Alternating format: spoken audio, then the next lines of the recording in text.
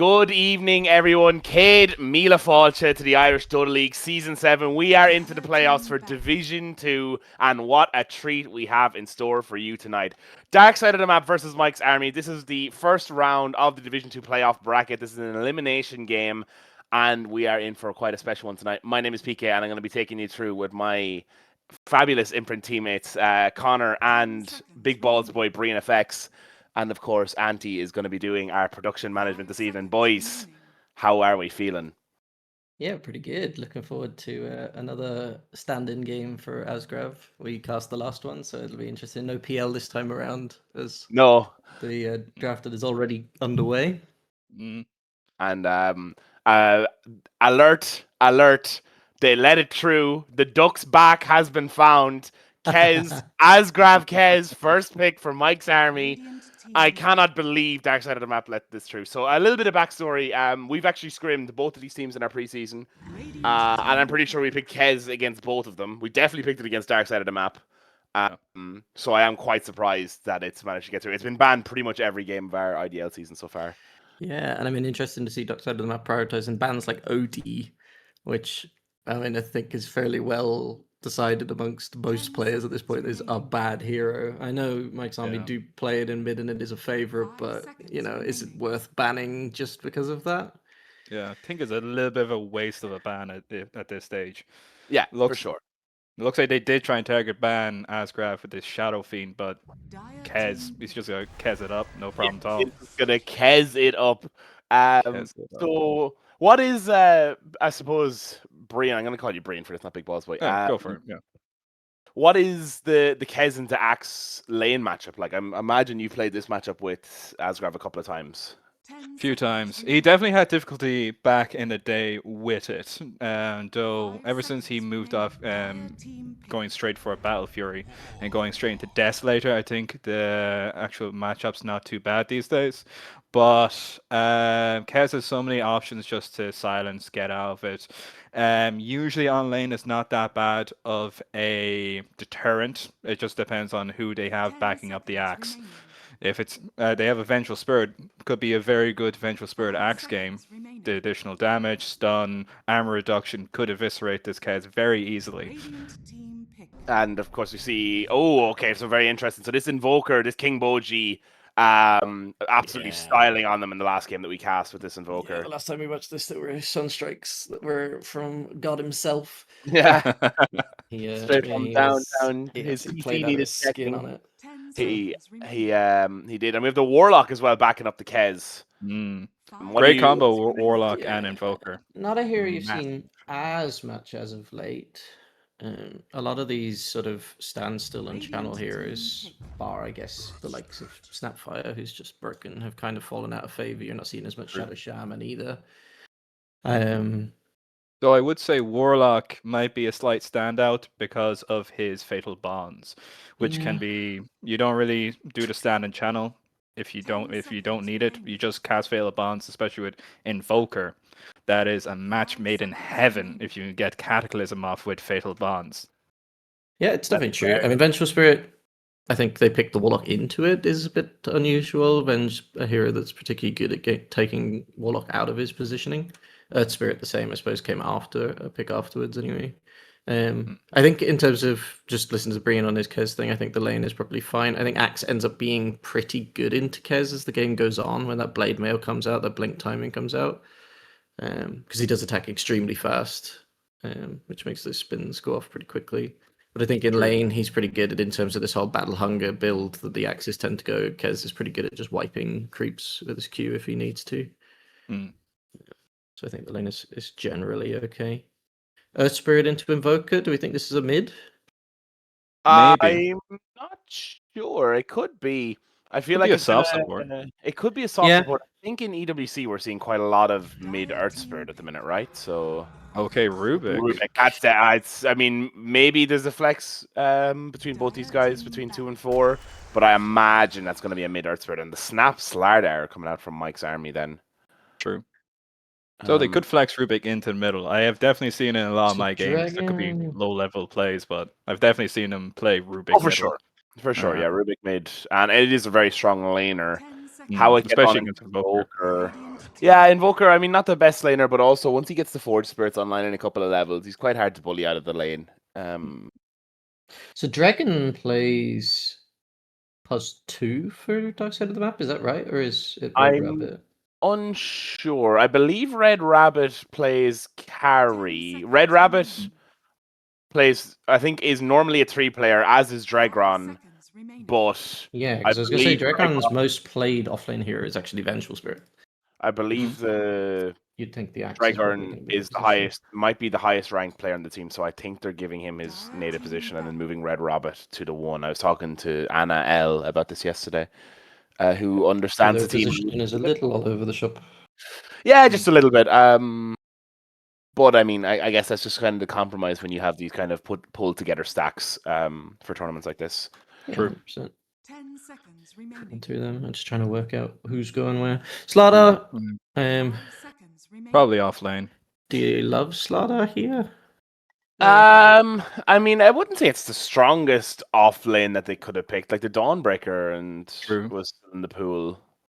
And it would combo very nicely in with the Warlock as well. Yeah, and the Invoker too. You know, you have your I Golem. suppose you want something, in terms of the Dawn, you want something that can jump, because otherwise you're left being Kez as your only initiator, and that's not ideal.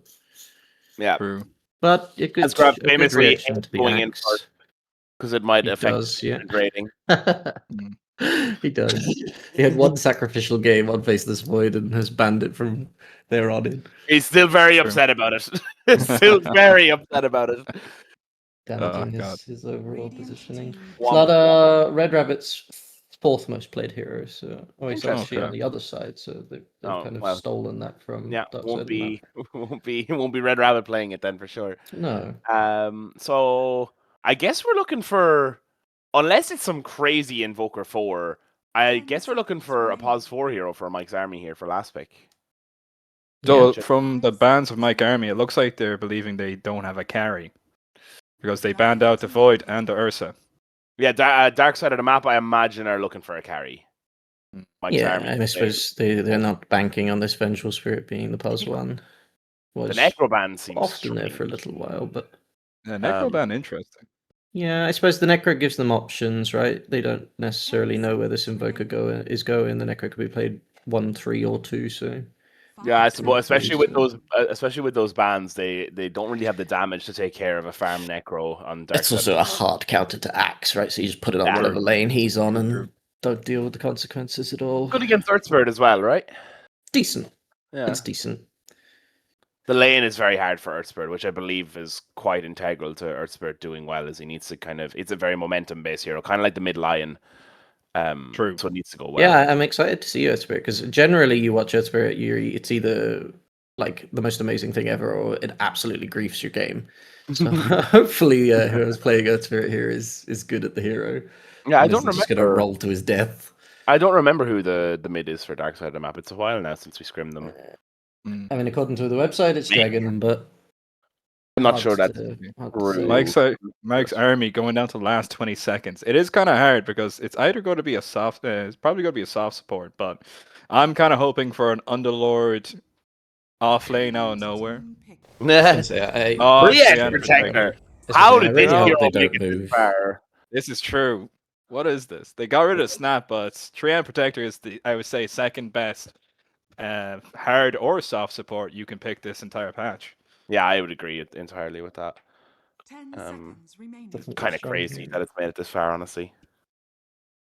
5 seconds So what do we think we're going to get here at the Dark Side of the Map? They are looking for their carry hero. There's nothing. Yeah, unless this jumping out Venge, at it's pretty Void good Ursa. carry. Yeah. Do you go for something like Terror Blade? Is it horrendous Possibly. against the Warlock? It's a lot of No, physical damage outside of the lot of- Invoker Warlock. yeah. right? The Invoker will probably make mincemeat of him is the only thing. It is hard to say what kind of carry they're going to go for. Oh no, they could come with a mad idea like a Spectre long-term carry. Yeah, I'm not sure. I actually don't hate the Spectre I at all. think- I'm not sure it's great into Slardar, but out from that, I think it's okay, right? See how it Yeah. goes. Much longer. Abaddon. Abaddon. Oh, So it is probably a carry Venge, right? I guess Well, Well, it looks like they're still deciding actually between Abaddon and Venge. So Okay. Sparto is, according to the Abaddon. website anyway, Sparto is the pos 4 for Dark Side of the map. What's Red Rabbit is Vengeful Spirit. Red Rabbit is supposed to be their 3. I think Dragon the is Red supposed to Rabbit be is their more. mid. So I would guess Red Rabbit and Dragon maybe have swapped. It might be a mid Venge. I think it's a Possibly. 1 Venge. I think And it's we a do 1 see Venge. C Panda, Yeah. who is on the website down as their pos 1, taking Abaddon. So maybe he is a pos 1 Abaddon. This is a throwback, boys, to the PK carry days where you would only let me play Abaddon and That's CK. because you couldn't feed on the hero because he. Come on, I God. could. I could feed. One of the specialities of my carry days was feeding. In fact, You because I did was your really best, but at You least did that that. hero How's resisted your it. heart It's a shame we force? never You picked up never did Wraith King that. on you. I actually have you probably I mean it wasn't with you, but I have a legendary Abaddon support game where I stood in for Div 2. I think it was in season 3 for one of my college friends, and I played Abaddon and I went 0-6 and like 34 or something. In Damn. some random Div 2 game after playing Zeus in the first game, pos 5, and feeding my ass off. So he's an Abaddon witch doctor specialist these days. Mm. Yeah, I guess so. So yeah, That's this would grab. be No interesting. one thought, but yeah, he chose Kez as everyone thought he was going to do. Basic bitch Kez skin. Yeah. No bling. Last match 20-1. Bodes well for your Right. team. Yeah, for your team. Right They as are we get smoking into up. Yeah, they are smoking up, but I suppose just before we get into this one, I'm going to do my little ad read. And if this is your first time tuning into a Dota 2 Ireland stream, welcome. This is the Irish Dota League Season 7, presented by Dota 2 Ireland and produced by Melusa Productions and Anti-Extreme. If you're looking to get involved, go to dota2ireland.com and join the Discord. We also have all the latest fixtures, results, statistics, and matchups for this and previous seasons of the Irish Dota League. But again, best way to get involved is to go to the website and join the Discord. That's how you can keep up to date on all of our events, like our LAN events. We had one back in April, rebooted, taking place at the Reboot Gaming Cafe and the Queen's University Belfast Computer Science Building in Belfast. And there are talks of maybe a Cork LAN or maybe another Dub LAN happening in the near future around October, November time. So we would love to see you at that. There's no nationality requirement. So we would love to see you around. Who are we fancying after the draft in this one, lads? I have to say I'm favouring the Kez team. I think the traditional carry is good here, and I will say the Venge is a support. So we have a very untraditional carry on that side of the map. I would nearly go towards what Connor's saying. They have a lot of setup for ultis, and a lot of ways to initiate and just absolutely blow up the entire enemy team. But you know what? I'm going to support the other team. Let's go. Starting with 3 bounty runes as well for Mike's army, so always a good start to the game. Yeah. Yeah, the Abaddon actually has queued up Earn Phase Boots and then straight into Radiance. So, yeah. Earn is interesting. So it's Venge 4. Carry Abaddon. 3, carry Ab. Interesting. Yeah. Mid Spirit. Okay, I'm excited to see this because it'll be really interesting. Who is I playing? thought it was going to be Babman, Spirit. right? Sparta is playing the Spirit. Yeah, I would recommend turning on player names in your settings if you haven't. I find it a lot easier. Much easier. But yeah, so right, our support experts. How well, looking at this bottom lane, how is this lane supposed to go between Ab Rubik and Slardar Treant? I mean, it's hard to kill Abaddon generally with Treant. I think this is probably going to be a pretty passive lane for a lot of it. If Treant plays his cards right, he'll be able to pull these waves back to the tower. Mimsy should just farm nicely, get his Blink Dagger up, and then start causing havoc. But I can't see them killing Abaddon particularly well as long as C Panda plays his positioning right. It'd probably be a fairly dull lane. Top wave. I mean, you've got a Warlock. Hopefully Warlock puts a couple levels into his Shadow Word and we don't worry. Just Ross opting to go for the wave pushing ability first. Are you Axe generally pretty good into these lanes, but I think Kez will be pretty good at this. Are you feeling betrayed, Brian, that Asgrav is laning with another pos 5? You know, like. Oh, he's and a if we go free out on the agent. bottom, Oh, just as we were talking about how tanky C-Panda's Abaddon was, they do manage to get the first blood onto the tree and protector as Abaddon falls in the bot lane. Now, Just unlocked, I guess. put that in your pipe and smoke it. Yeah, apparently. I will note my Rubik had all his abilities up, but no, you never know. He might have been out of range or pulling a camp. I don't know. possibly. Perfect. Yeah, What of about course. yourself then? Who wins Invoker Earth Spirit? I would say that in the early levels, it's probably a bit more Earth Spirit favored, but then like once Invoker gets to like level like 3-4, he's just going to be able to sustain him. I don't know. It's probably going to be pretty stalematey, to be honest, as Mimsy going down to C-Pan in the bot lane. Yeah, So the C-Pan return just kill. for free. Stun goes out onto Asgrav, dropping the soup there from Just Ross. He's going to be channeling it up onto Red Rabbit. He does hook in on Asgrav. The Sunstrike comes in, but there's no need for it. Stabbed through the heart. Asgrav's to blame. Vengeful Spirit, you're back to your fountain as he gets the return kill in the top lane. Yeah, early level in Upheaval you don't see very often. Yeah, Oh, very absolutely surprising. not. Usually it's Shadow Words straight Worked away, out. just to keep the battle hunger off your carry, or even just to keep him on lane for a longer time. But yeah, Upheaval really worked for them in this fucking engagement. Yeah, good opportunity for them to get a kill when they get aggressive. Hopefully now the Axe and Venge won't feel so strong. I really do hope that we do see Shadow Word come up because It's a good Kez spell. is on half Maybe- HP Oh, now, and it's a pretty good spell for laning. But He's just level 3, let's see what happens. Sherlock, he just got a kill, so what do I know? He did go doesn't- second level into Upheaval, so No Fatal know, Bond. Fatal no Bond. Fatal Bond. healing. Oh, sorry, yes, it was. No healing No healing for the Asgard. Kez, but it's I mean, fine. sure, the He Kez uses probably has some innate healing ability. He has everything else, right? So Absolutely lovely bit of camp blocking on bottom as well. So this Trent unable to pull his waves. oh, it's dropping the upheaval down onto the range, Yes, preventing the this is pull gonna- there. Push the waves a lot. Yeah, that's my only problem with this Warlock so far. Because he's investing so heavily into failed bonds and upheaval, it's got to cause the lanes to push out so quickly that it's got to take away a lot of farm for Asgrav. And as Asgrav's pause 5, what do you think Asgrav thinks of the lane being pushed out constantly, Brian? Asgrav is a very calm individual. He would never yell at me whatsoever if I were to do anything like that. But I say he's swearing under his breath every single time he casts upheaval, fatal bonds on the wave. I will say, Just Ross is actually a player a bit after the say 2022 to 2023 Brian FX Prime, in that he plays a lot of Witch Doctor and a lot of Warlock Lion, I believe. Oh, Yeah. No.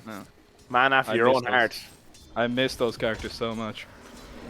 Oh, as he's gonna drop Oh. down the upheaval now. Gonna go straight in on the Dragon. The slow is there, but it is only level 1 upheaval. He's gonna come in with the call. They're gonna have the Sun follow coming in with the Battle Hunger. He's gonna be able to use that Echo Strike out, Echo Slash, to be able to get himself a little bit of distance there, and does make the back off. As they go out on the C-Panda here in the bot lane, who's not having the best of times, even with that level advantage. Sitting at 16 last hits here at 5 minutes. And one thing we haven't talked about, Earth Spirit is having an absolute ball in this mid lane. 35 in so far. 10 denies as well. Nah, Poor Invoker is losing a lot of gold. a lot of XP as well. And they're going to have to go out onto Dark Magician. They are going to be running him down through the trees, and they get the final right click coming in from the Rubik as the Pos 4 tree end falls once again here in the bot lane. Lovely. That's That's his what you want first to see. Bench making a mid rotation for the runes. Oh, what? Crazy. I thought supports weren't allowed to come mid.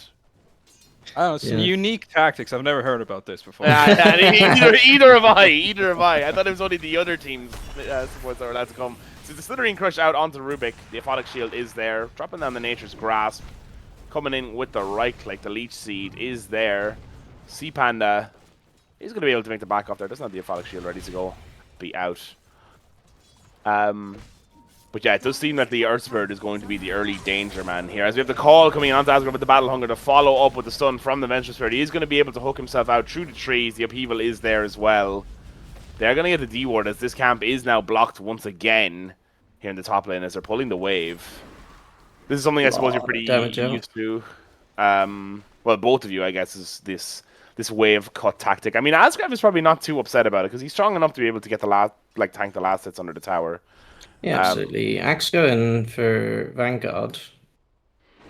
You don't see that often. Decent against Kez, I suppose. I don't know, does it make or have an effect on the DOT damage from Kez? I'm not a Kez player, so I don't know. No.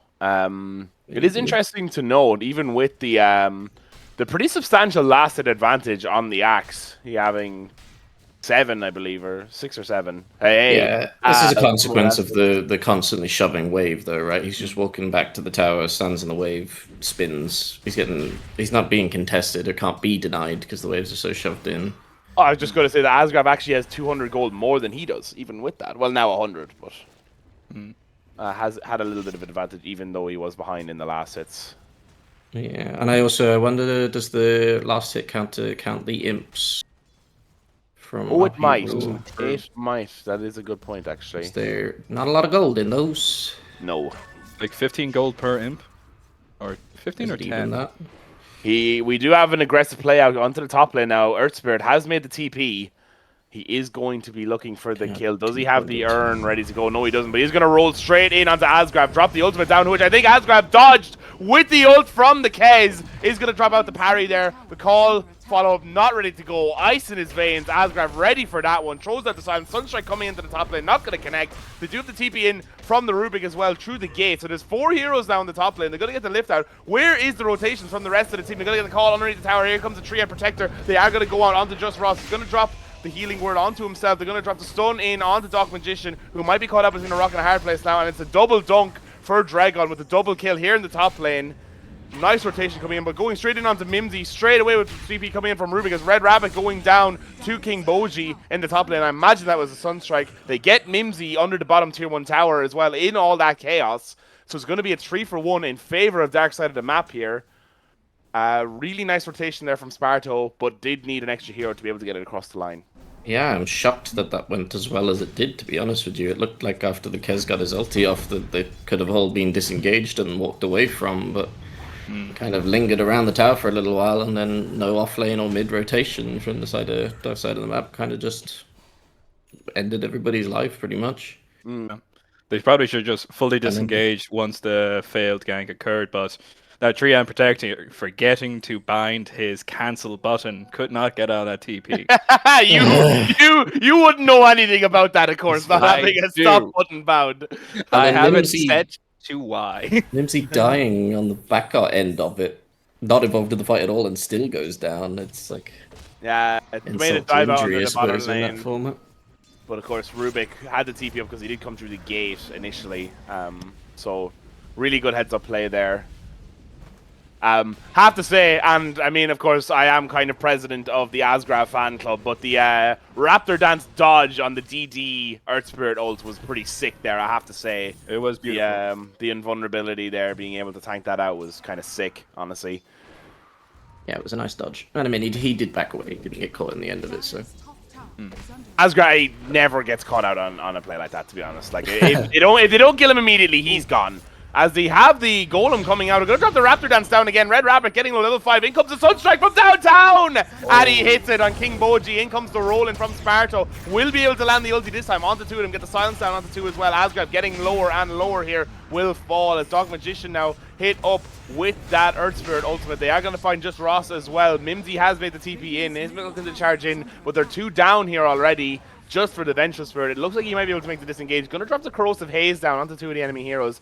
Maybe they're looking to make a dive under the tower here. It's hard to know. Drygorn is charging in. They are going to drop down the Nature's Grasp. Sparto with a roll in. Won't have the stone ready to go there. Dropping the Sunstrike down. It's not going to connect. Mimsy maybe looking to make the go out. In comes the TP from King Boji. It's a long one though as they're going out to Doc Magician on the backside. On the front side toward the Tormentor. Now they are trying to catch out Mimsy. But here's King Boji. Asgraf is respawn. Going straight into the C-Panda. The Tornado is there. Setting up the Raptor Dance straight on the Dragon. It's a 2-man call with the ultimate being popped there. The False Promise being coming in from C-Panda. It's not called that, but they are going to get the kill from King Boji on the Dragorn as well as on the C-Panda. The EMP getting dropped now as well. Sparto will go down as he does get the channel through the gate on the Rubik. So what was looking extremely good there from Mike's army was just drawn out long enough to allow King Boji and Asgraf to come back to the top lane and get the follow-up kills, and Mimsy collecting the Jew on the Rubik here in the bot lane, making it a 4-for-2, I believe, in the top lane, and they're not done yet as Red Rabbit has come back here where he initially died to Asgraf, will fall again with 4 heroes here in the top lane as they secure the pseudo team wipe on to dark side of the map. And breathe.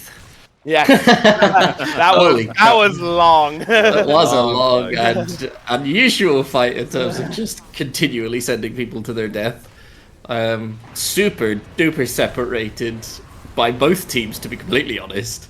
That fight lasting long enough. Again, Sparto not connecting with the roll, the call, not connecting either. Rubik is here. He's going to steal the cold snap, which is a very good spell for Rubik. Sorry to cut you off. No, you're I'm okay. going to kick off Nature's again. Just by long enough for that to fight for Kez to come back in again. Like the fight lasted far too long for either team to want it to, but Yeah. I think Axe came out of that pretty handily though. He's picked up a good few dunks so far. So That's true. he's And they were 4-1 now. coming on the Dragon. They have the double cold Force Spirits here with the Raptor Dance ult. The taunt coming out just too late with the call. They are going straight in onto Asgraf. Stolen Raptor Dance, not connecting with anyone. Dragon getting low with that lost word. They are going to drop down a huge tornado coming in from King Boji. Asparto dropping the Earth Spirit ult down onto 2 of them. They have the upheaval there, dropping the stones down. Will have the Ghost Walk. So even with that urn, we'll probably be able to get out as Dog Magician falling to Sparto, ticking out from that Earth Spirit ultimate. The stab coming in from Asgraf with the follow-up Vengeful Strike. They are going to get the steal out of the strike. And Red Rabbit downtown once again from King Boji. The Sunstrike connects, and they get the kill onto the Vengeful Spirit. Beautiful snipe. Beautiful snipe. Yeah, King That Boji is doing guy really well. once Not again turning on up the into these Sunstrike. fights. Gets his towers again. No mid tower. During Making that the most entire of fun, fight, doesn't have to- yeah. Treant Protector still does not have level 6, which is hurting my soul ever so slightly. Oh, he just turned level 6 right there. Just gets it. Would you know anything about a support struggling to get level 6 in Oh, a game I at would know all? nothing. Not a single shit. Because famously, you're the first man to Gets his level 6 and his blink daggers real quick. It's the meta. We all That's know. a deep cut that like 5 people are gonna get, but I actually don't even care. That's fucking brilliant. I'll see you later. The legendary Breen FX 27-minute blink dagger and the greatest crash out that we've ever seen on a LAN. What do you mean? But after all that, I feel like the fights have been going Mike's army's way, and that is reflected in the network lead. But they do have 2 really well-performing cores here on the side of dark side of the map. Yeah, absolutely. I mean, the Axe is sort of overperforming now because of all of these fights up top. He's managed to reap the benefits of a lot of them. I think his lane was going pretty well anyway, but definitely getting more out of it because they brought all of the net worth to him. Abaddon, considering how much of the fights have been occurring on a different lane, he has not farmed that much. No. He's only got 65 last hit compared to... Not a hero that 81. farms that fast, to be fair to him, and once this Radiance arrives, he will start gaining net worth quite quickly. But on the other hand of it, I suppose the Deso coming out for... Oh, he's very hit it soon. again. On red. Actually got it robbed from him. Damn. No, he set it up for Asgraf, all according to All plan. set up, yeah. Yeah, as a mid laner, that's exactly how it works. Has he got the shard already on King Boji? Holy shit. This guy is extremely rich. Although interesting that he's elected to go for the shard before the bots here. Usually you want to go bots. I suppose he's not really participating in any of these fights outside of using Sunstrike at the moment, so he's just going to farm and farm and farm. Yeah, I mean, He's going bots next item, so yeah, the lane just pressure that accelerating it. allows him to exact here. Is Dragorn getting the call out? There's 3 heroes in the top lane, and the swap! What? from the dunk! Saves him from the dunk. The dunk did not go on cooldown, so he didn't get to complete it. But he said, Mr. President, get down to the wrong hero. Swapped him out, but they get the kill onto Just Ross in the end anyways. Sometimes you just can't resist pressing your buttons, I guess. No. True. Got his ulti finally and was like, well, might as well use it. Oh, as we are going to see mid lane autism off here, as we are channeling up that Meteor Hammer, the Ice Strike going down, sorry, the Cold Snap, as we are going to have to roll in. He's getting lower and lower with the kick through, and that Earth Spirit ulti. I should probably learn the name of that, the Magnetize, doing enough to get the kill. 700 gold into the back pocket of this Earth Spirit. Where does the regen come from for Invoker there? Ghostwalk, I guess? Or did he get He was gaining crazy HP while he Ghostwalk was was- attacking. That's Say, a good question. What? what is this? The Heartless. Has I think it's someone go to see Panda's house and make sure he's not having a stroke, please. yeah, true. Um, Someone call a ambulance. it's called the Bonulans. Oh, King Boji said ES has a heart or what, and then Panda says he's heartless, and Dragon said he's see. 3.8 strength gain. The highest level of BM going on here. Stupid numbers. Stupid No. numbers. Dragorn, you should be calling the enemy mid laner a clown. This is not how you get on top in the mental game. Speaking from experience. Sacred Relic finished off for Abaddon now. Oh, and this is the combo that does set up the shard sets up so well. Won't have the ice wall ready to go there or the ghost walk, but will set that up with the meatball cold snap deafening blast combo. Is going to throw in the tornado, the meteor hammer coming in, but we have the golem being dropped down as well. The magnetize being dropped onto 2 as well in the middle of this one. He's going to roll straight in onto King Boji as Mimsy falls to the Rubik as well, getting a little bit overzealous once that ultimate pops from the Abaddon. Just Ross going down as well as Rubik falling to the Warlock. In the To the meantime, Golem, yeah, I think he actually stopped. oh no! He My actually Asgard- stopped on just Ross just to be able to get the kill with the Golem. Wow, Axe has a 2-level advantage over Asgrav here. Yeah, I the didn't network know. is quite substantial as well. At least a little bit less than 2k over Asgrav right now with the axe. 9,200. Pretty to crazy. Honestly, yeah, and I feel like it had been going pretty evenly, but I suppose Dragorn had been able to get a few more of those kills in the meantime, and has been able to kind of free farm here in the top lane.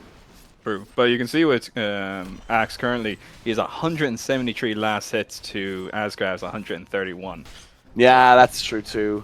Asgrav does nearly have the Desolator online, whereas the Radiance will be coming out. As a swap back into the call is not in time. They are going to pop the dust out onto King Boji. Mimsy with the 2-man Slitherine cross jumping straight in. Red Rabbit going on to King Boji in the backline. Asgrav comes in with the Raptor dance. The TP out coming in from Dragon, who's going to cancel it immediately, silencing Asgrav on that Earth Spirit, and they will get the kill with the dunk. He's going to drop down the Sunstrike. Will he be able to hit it? No, he won't, as they drop the Magnetize down as well. Tornado comes out, doesn't quite connect as they manage to get the axe and, like thieves in the night, escape, losing both their supports in the process, but I'm sure they'll be happy with that trade.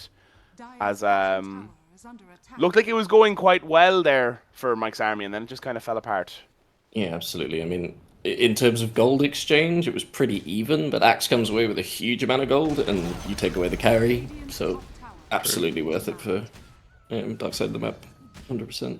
Abaddon has gotten his Radiance online as well while all that fighting is going on, so his farming speed is going to pick up the pace quite substantially now.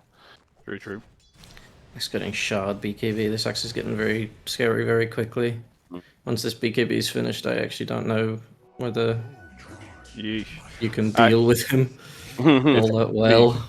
Once Desolator comes in, a lot of the armor Axe has collected will be dealt with, but the Axe currently a 2k network advantage compared to Asgrav, so it's gonna be a hill for him to climb. For sure, and it is going to require a decent amount of items.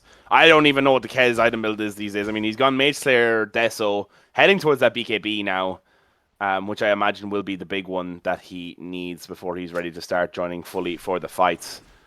But yeah, it will be interesting to see if he'll be able to pull it off here. Not able to pull off the stack.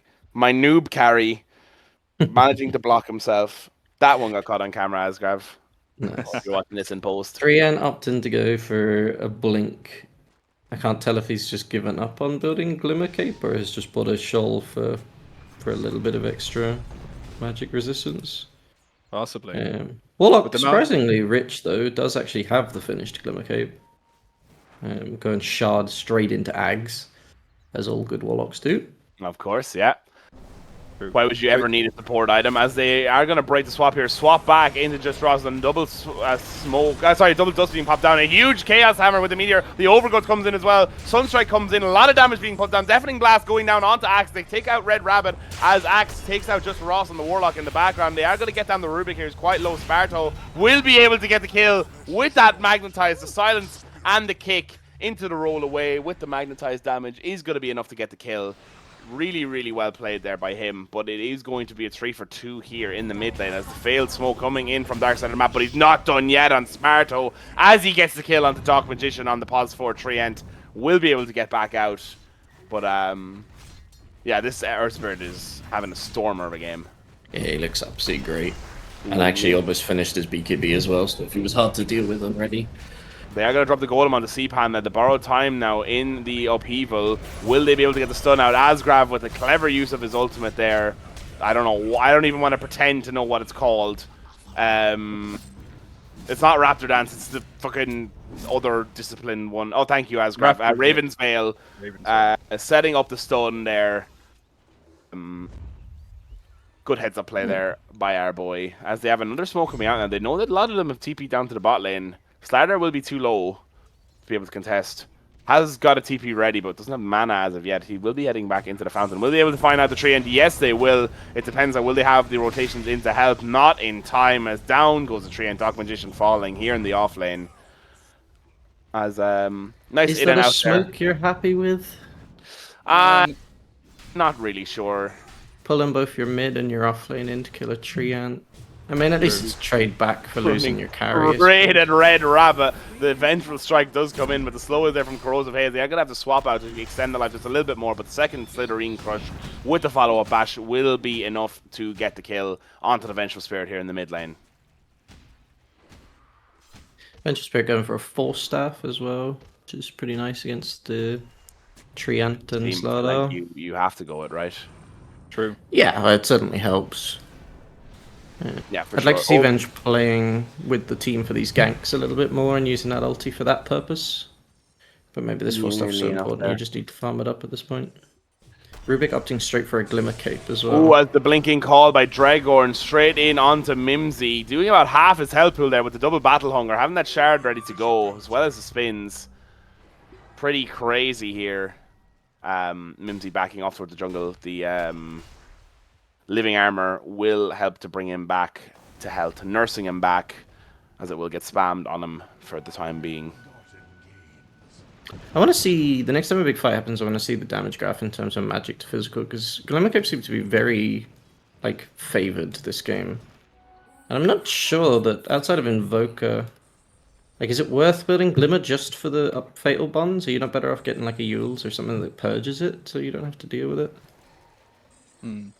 Or am I missing a reason? Because they do have a Slardar on the other team.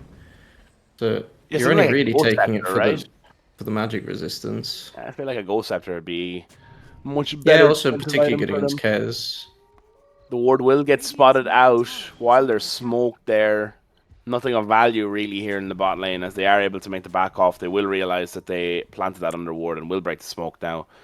Dark Magician has popped 2 heroes, so they know that he's around here somewhere. They're going to pop the dust. It's not going to connect. They don't have any sentry vision down in this bot lane, so the Treant is happy to be able to disrupt that one. They do get a few wards up in the bottom, in the triangle, but it's not going to be enough. As a big circle being drawn on the map, Axe has acquired the target. He's looking for them here in the top lane. I think he knows that they're here somehow. As Mimsy coming straight in with the jump Slithering Crush. The call comes in with the cold stab into the meatball, deafening blast. He's going to be disarmed, running straight into Sunstrike, connecting in the different stratosphere. As they do pop the false promise, Dragard is able to get out here. Will be caught out in that upheaval, but they do lose 2 of the heroes on the side of Mike's army, and they will manage to probably get a third here as we are going out onto the 2 supports. Sparto with the double kill, and Asgrav, the only survivor of the massacre in the top lane. And what looked to be a really, really good play from them initially, just with that blade mail on the Axe. Invoker absolutely mincing himself, setting himself up for the dunk immediately.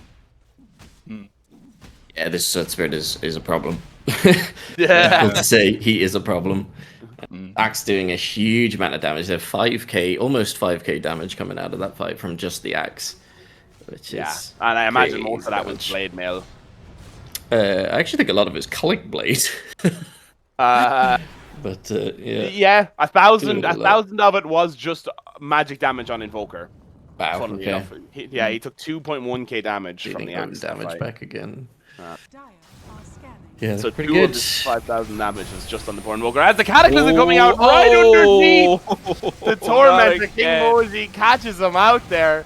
I imagine the Tormentor's damage spread helped to even that out a bit. I'm not sure if they can take this without taking out the Rubik, and the Rubik will fall. Will they have enough damage to get through it now? Cpan is going to get low, but the sacrifice is paid. Red Rabbit obtaining the free shard there, but losing 2 for the Tormentor, probably not the best case scenario for them. No, you're still happy you get the Torm, and I mean Red Rabbit dying to the Cataclysm at least gets his shard as penance. Such a shame the Cataclysm comes slightly too early, because if that Tormentor has actually started at that point, you could have killed all of them.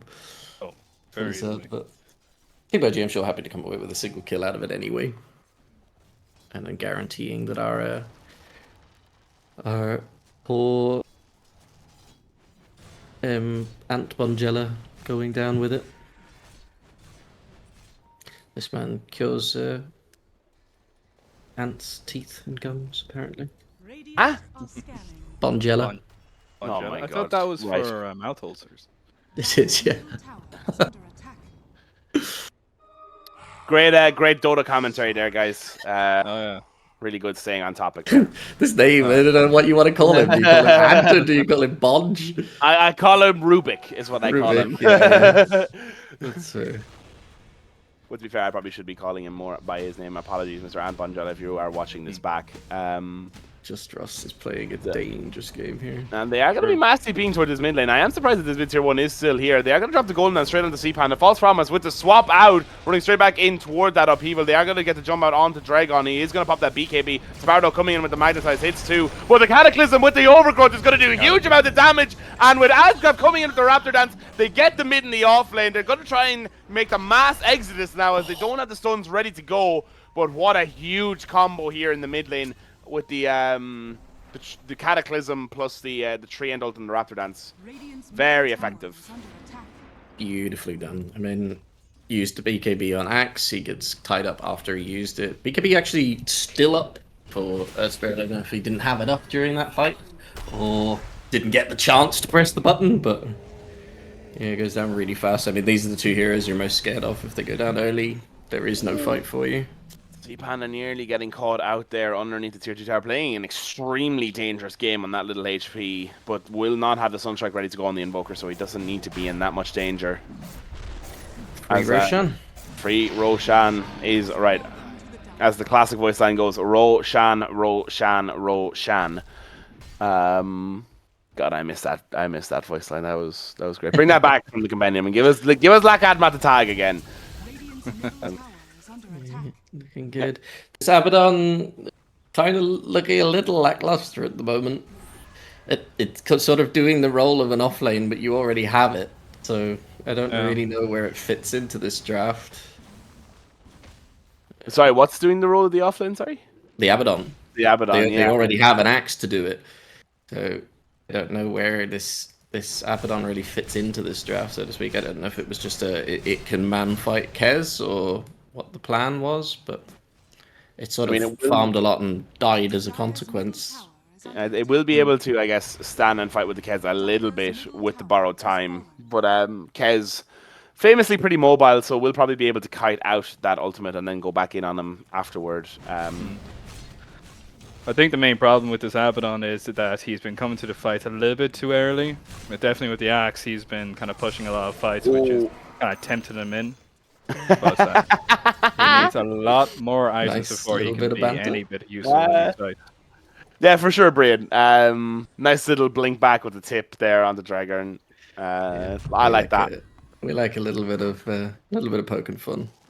For sure. It makes these games a lot more enjoyable. As King Boji now is maybe going to get spotted out in the top lane. They don't have vision now, but they will know when they start burning to death. They do have dust on a lot of the heroes here on the side of the Radiant. I actually think in the previous fight that the Venge swap might have slightly griefed the Abaddon, because I think he wanted the ulti to pop and then have the swap ready, and he swapped him out just as his ulti went off. It looks like they're trying to set up for a fight up top. Oh, trying as to they get get an the blink Abaddon. lift, there's great vision there set up, but they will have the dust coming out just a little bit too late. They are going to drop the BKBs on the Dragon as he's going on the dog position in the backline. They catch out Ant Bongella here on King Boji. Dragon taking down the train, so the one had the overguard ready to go, but Mimsy going down, getting the kill onto Red Rabbit. BKB being popped onto this Kez, and it is going to run out now. They're going to drop the Magnetize onto Mimsy. King Boji is kiting out the axe here. He doesn't have the dust ready to go, but he is going to pop the BKB on Sparto with the silence coming in onto Asgrab. They are going to be able to nuke him down here. The magnetized damage is huge, but they have the Cataclysm coming in. It does pop the borrowed time. The Aegis being popped onto Asgrab. It's just King Boji and just Ross left with the Kez, as he's going to try to get the TP out here, and he will manage to get it on to Sparto. But in the meantime, Sea Panda falls after that borrowed time goes off. So all in all, a good fight, and they will be able to exact extreme map pressure now with these bots, but they do manage to get the Aegis in return. Yeah, I mean, this Invoker is doing a lot of damage in these fights at the moment. Kez Speaking of a lot of damage, they are going to go in with the Spirit Vessel with the kick through. He's down to about 25% HP, will not have the Ghost Walk ready to go. A nice Tornado coming in there, has it ready now. Will he be able to get caught out? But the swap is there, they have the vision, and King Boji falls 600 gold plus 528, 1100 gold towards the Radiant there. Yeah, a little bit overzealous. This Spirit's still up. You show on mid tower, he punishes you for it. Kind of. That was Invoker was just a bit out of position. Mode PK there. Yeah, a little bit perhaps feeling yourself after a big fight, and you can't really afford to do it when you've got a Spirit and Axe on the other team, and Venge, to be fair. If you take one step out of position this game, you're going to get punished really hard. True. I call that ambition. Sometimes you need the audacity and ambition to take towers after a good fight. Yeah, The sheer gumption. alone, Sheer and the rest of your gumption, team that's a aren't good word nearby. for it. That will cost you. Ah, yeah, but you know what they say: for every shot you shoot, you might miss, but at least you took the shot. Sorry, that's how that analogy goes. I think what you're trying to say is you miss 100% of the shots that you don't take. But No, I like my one you know, better. I like the messaging. I like That's the what we call a Brianism usually. Yeah. Exactly. I would have said the other one if he actually took the tower and maybe killed someone, but he just kind of died, so I'm gonna go with my one. Oh, okay. Yeah. Whatever. Blink Dagger finished up on Rubik. Aghanim set on its way for Vengeful Spirit. So going to be able to participate in the fights. Worth noting, doesn't get her abilities refreshed now when she does respawn. Yes, with it, so big change. Big change. yeah, not as good, I suppose, from a supporting perspective. I think it's generally better as a core, but I mean, being alive twice is never a bad thing.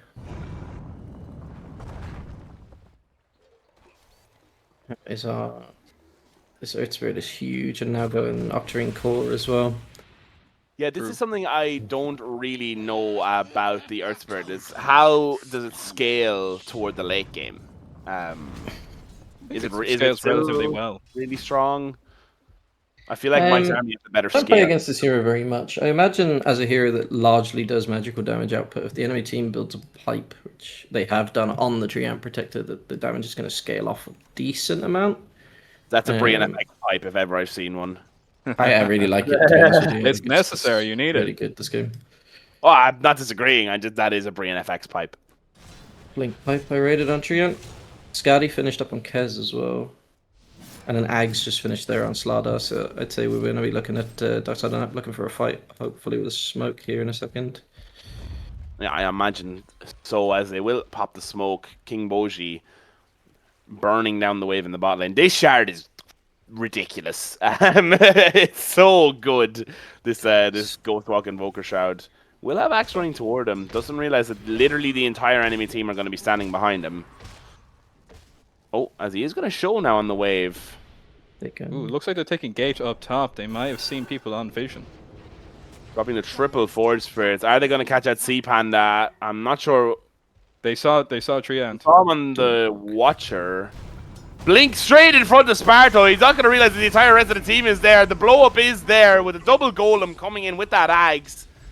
BKB gets popped to no avail. I'm not sure who popped the BKB. Was it? Lovely pick. Yeah, probably a little overzealous. Slaughter popped BKB. We got Golems dropped as well.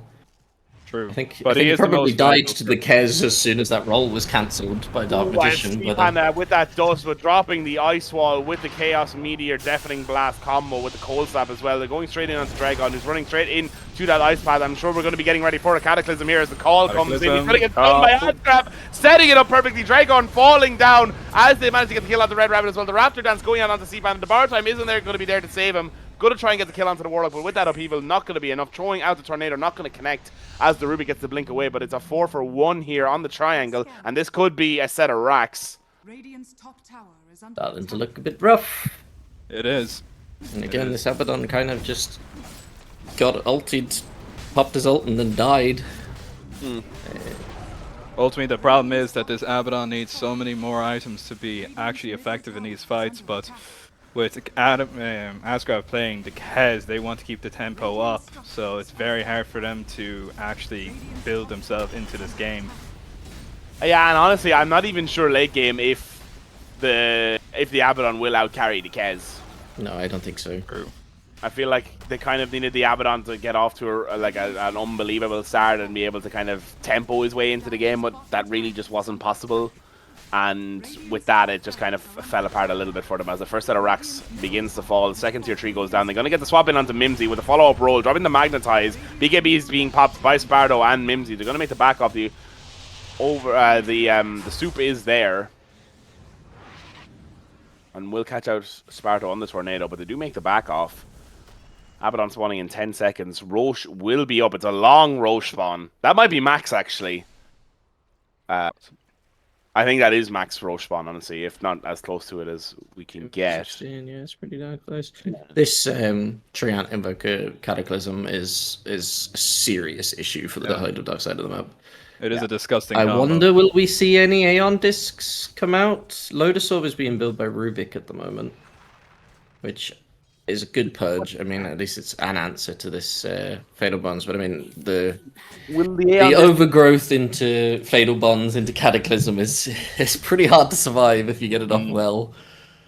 Yeah, like, but will they even be able to survive it if they're clumped close enough in the overgrowth? Like, it might just kill them immediately through the Aeon Disc. True. Well, you take no damage once Aeon Disc is popped.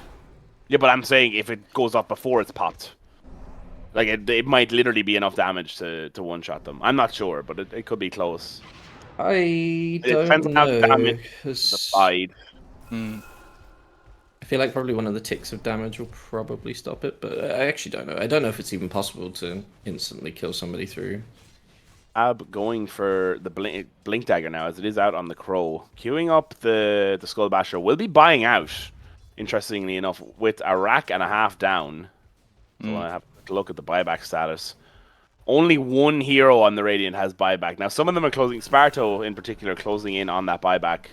But if they are to lose another fight, it could be Curtains here. Or at least Megas. Yeah, and it's looking like a pretty hard high ground defense too. Like you nearly want to be the ones aggressing with this axe at the moment, right? True.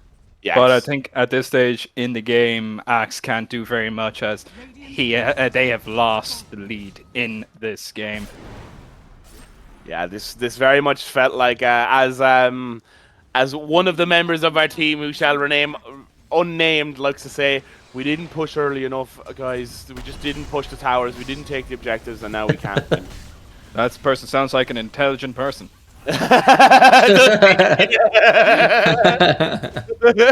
All I'm saying. I imagine they're going to Wise wait rogue words. here. Very Wise wise words. As it is just about to respawn. This is a classic Asgrav. I don't want to step foot near a high ground unless I have an Aegis. This Warlock actually is a man after Brienne's own heart. He's built Aether Lens. Yeah. No way! This is... This Are is you literally serious? Is this the Brienne AI? either this is a Tortellini build that Brienne follows, or this is It is Brienne? highly Is this necessary. AI Brienne? Is that what's happening? It We're is- talking it AI is- Brienne, and he's actually playing in this game. is hotly contested between me and Mage Karnos, but I still do believe Aetherlands has a place in Dota 2. 50, they're gonna drop the double. Golem coming in, the huge Raptor dance with the overgrowth, the Cataclysms coming in. It's gonna take out Sparto with the follow-up from Asgrave. Red Robin and Angela falling as well. BKB being popped onto the Invoker in the backline as they take out Cpan. Dragorn, the last to fall. That could be it, as they have the buyback coming in immediately from the Rubik. I imagine Sparto's one will follow suit not long after, but there's not going to be any others left to pop. And this could be at least Megas. This Abaddon dies so fast once his ulti ends. Oh my god. Yeah. Oh, and they will catch him out on Anpongela, and that is the dieback down. That will probably do it. Only one buyback up. It'll definitely be a set of Megas here. Yeah, I think this might be GG here. Only two Time people to head can back to the drawing possibly boards ante up, and but- think about a carry, I think. I think it's also time to head back to the drawing boards and ask whoever did the draft prep why you didn't ban Kez. As we are going to get the swap back into the fountain, but the Radial Deafening Blast is there with the follow-up, so he's going to drop the Refresher with the second Chaos Meteor into Deafening Blast combo. Sea Panda with the tip onto Spardo. GG is called. And that is game one going the way of Mike's Army in this best of 3 elimination game. Yeah, really nice. Early game looked a bit messy, but they kind of stuck together until all of their items came out. King Budgie kind of just focused on farm this game and came out on top as soon as the Treant Blink came around, so it was a really nice game from both sides. I would like to answer one question put forward with the sponsor of Abaddon. Do you carry? And for this game, no, you can't. No, you do not. The answer is no, you do not. No, you do not. Unfortunately, the Duck's back was on the other team, and that will be enough to take you out for this one. So that was game one of this really exciting elimination series between Mike's Army and Dark Side of the Map. We're going to be back with the second game in just a few minutes. Don't go anywhere.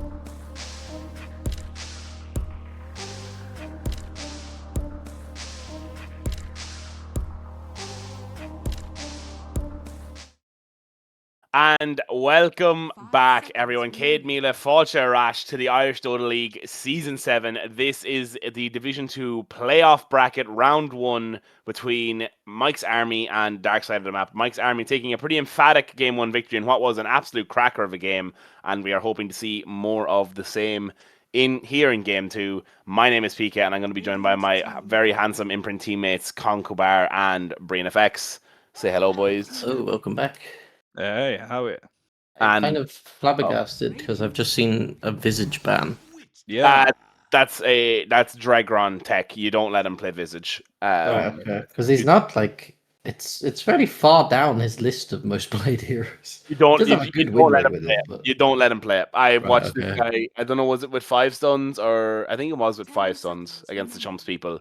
He fucking owned with this thing, man. It was crazy. And also, of course, just to shout out our fantastic, handsome production manager who should have had a day off today, Anti-Extreme as well, who graciously decided to forego his day off to come in and help us in the sweltering heat. So very much appreciated, Anti. Thank you very much for that. Big ups This to the is big my man. game. Witch Doctor Warlock. Okay, the head-to-head game. matchup of Real FX heroes. Here we go. Bring Dark it. side of the map again, banning out OD. Did choose to get rid of Kez this time, and decided to get rid of Invoker this time. So Pingboji, I mean, we've only cast one of their games. Invoker was a hero that he's looked good on in both games that he's played it. We saw him play. I can't remember what he played the first game, the last time we watched them, but I remember it being a little bit lackluster. Yeah, I don't But think I don't think it was a traditional mid either. No, I believe you are correct. I also can't remember what he played that game, but yes, I agree with you that it might have been. It So wasn't. it'll be interesting to see what else he has in his repertoire, because Invoker has definitely looked really good, so I don't blame them for banning it. It looks like Mike's Army do not want to deal with Axe or Earth Spirit this time around. They were pretty dominant last game. Yeah, to be fair. Okay, right. Ooh, So okay. map have a plan. Wait a minute. This Yeah, is they not do. ranks. Why did they pick Pudge? Why did they pick Viper? Counterpick. There's no pick banning, guys. There's no pick banning. Pudge Viper. What So a where are you vibe. laning these heroes, right? So the Viper, you assume at this point is an off laner, but could be mid. Or carry. Could We've also be definitely carry. seen them play carry. I think I really, really hope Dark Side of the Map don't put this carry. Oh, they let through Drow. Oh, let you They draw. banned techies over the Drow, the OD over the Drow. Yeah. It's not This is it's not actually an Asgard criminal. special, but it is the character. Arguably the himself. strongest hero in the game. Doesn't matter whether it's a specialty hero for you at all. This True. hero just wins lane. You And press again, two this buttons. is going to win lane. mint the 3 heroes that are already picked on Dark Side of the Map. So if Dark Side of the Map are smart here, they take Spectre. Right, it's the only carry hero, arguably at the moment, that is able to compete with this Drow pretty well, and actually, arguably, is advantaged against it. I really hope this Viper is not a carry. Please, I beg. Yeah. This Viper's coming. Pudge, Witch Sweet Doctor. feet, My Lord gut James. tells me that both of these are supports, but I could be wrong with the Pudge one. It could be a mid Pudge. You never know. This is. I mean, No. in Sparto, after that first game, in Sparto, I trust, but But like, if you're Sparto, he doesn't need to be playing this Viper to be able to win mid, right? He performed really well on the Earth Spirit. Himself and King Boji had a Dominated. pretty even lane, but you'd expect something fairly similar with the hero matchup. He doesn't need to play this kind of lane winning hero where he can have an impact on something else. He can draft for the mid game. This Pudge is just going to die to Drow. Yeah. Tree and They protected let the once tree out again. through again. Yeah, Ah. I can't believe the Train Protector made it through this far. I feel like it'd be Again. the first Razor. so Ooh. many things. So the team fight from Mike's Army is absolutely huge. Yes. Again. Yeah.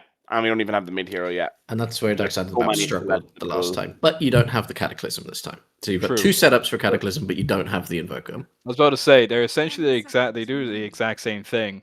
Big AoE stun, big AoE root. So you're setting up for Drow Ranger just to tap them all down. I was going to say Snapfire looks really good here, but actually Mike's Army banned it themselves.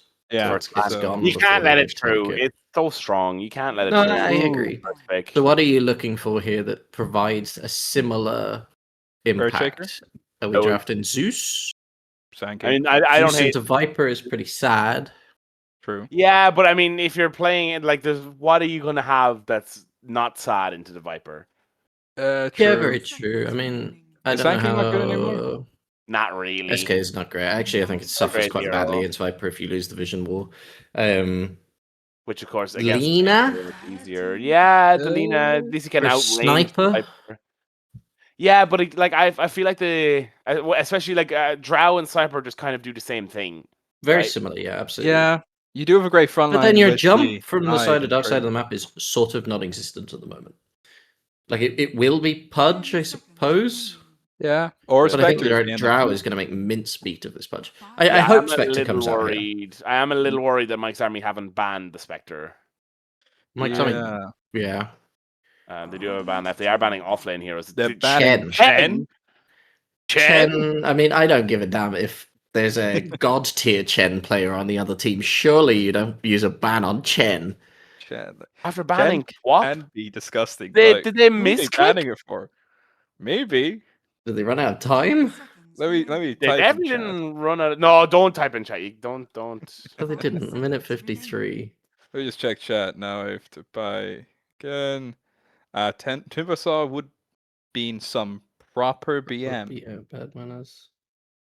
I'm bringing real axe this time, not that robot clown from last game. They're talking about the tree ent and cutting down all his trees at the start of the game. Dire team pick. Final ban Spirit. being Storm Spirit. So they're not totally sure which lane these heroes are going on. Night Stalker band and then a Storm Spirit band. So I mean, Storm. I Yeah. like the Storm man suppose into you're getting Drow. rid of these heroes that can jump the Drow at the moment, right? Yeah. True. Though, Well, if I'm being unfortunately, honest, you didn't ban the main hero that can jump the Drow. Being Yeah, I'm very Spectre. surprised to see Spectre make it through. yeah. maybe they believe they can catch the Spectre most of the time, so they don't really worry about it. Because if you can screw up his tempo, you're pretty fine. But we'll see how it goes. Yeah. If I'm being honest, both My Mike's argument Army would be and us are here, there confused. is no carry hero here that you want more than it. You could go Sniper, because I think True. Sniper is one of the only other heroes that like outranges Drow, so you can at least compete. Yeah, But just don't like it though. it has to be Sniper or Spectre. It's not. It's not. Nature's Prophet. It's not. And I feel like they do not have a way to counter this Drow. no, I've seen this NP versus Drow matchup, and the issue you run into is whilst yes you can TP straight on top of the Drow, you get gusted, you die. Instantly. You yeah. get gusted and shot. Kind of how this happens, yeah. Yeah. But I mean, maybe it's just unfortunate C Panda doesn't play Spectre. I don't know. Maybe. Possibly. Even yeah, I don't know. I think they're going to run into another issue this game where they just can't scale the way that they need to. And this time their setup is nowhere near as good as it was. You've got no Earth Spirit, you've got no Axe. You basically have to wait until your Pudge finishes Blink to be able to start these fights, or hits a great hook. Whereas on the other side of things, we've got Treant Ulti or Overgrowth, we've got Ravage, you've now got Puck as well. Oh, yeah. So any number of ways to start a fight here on the side of Mike's Army, whereas I think Dark Side of the map are going to really struggle if their lanes don't go particularly well. And, I mean, Red Rabbit playing Viper, so it's a support Viper?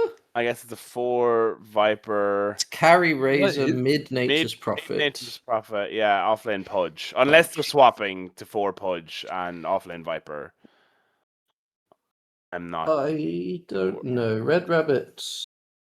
I am surprised they down as the don't. 3 on the website, but sure that means nothing as we've seen. So I am surprised Sure. that they're not, that at least for the first game, that they didn't lane swap the Treant Protector and the Warlock to keep Treant top and just babysit the carry.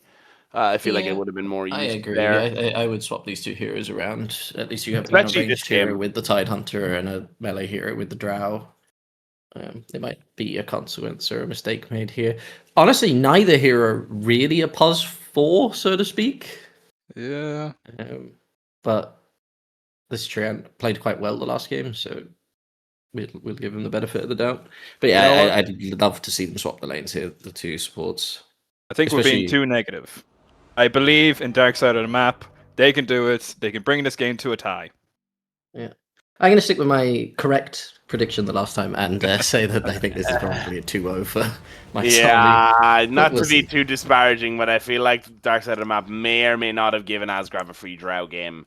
And Hez and a drow, one game after the other. yeah, like, yeah, it's just rough for them. It's just rough for them.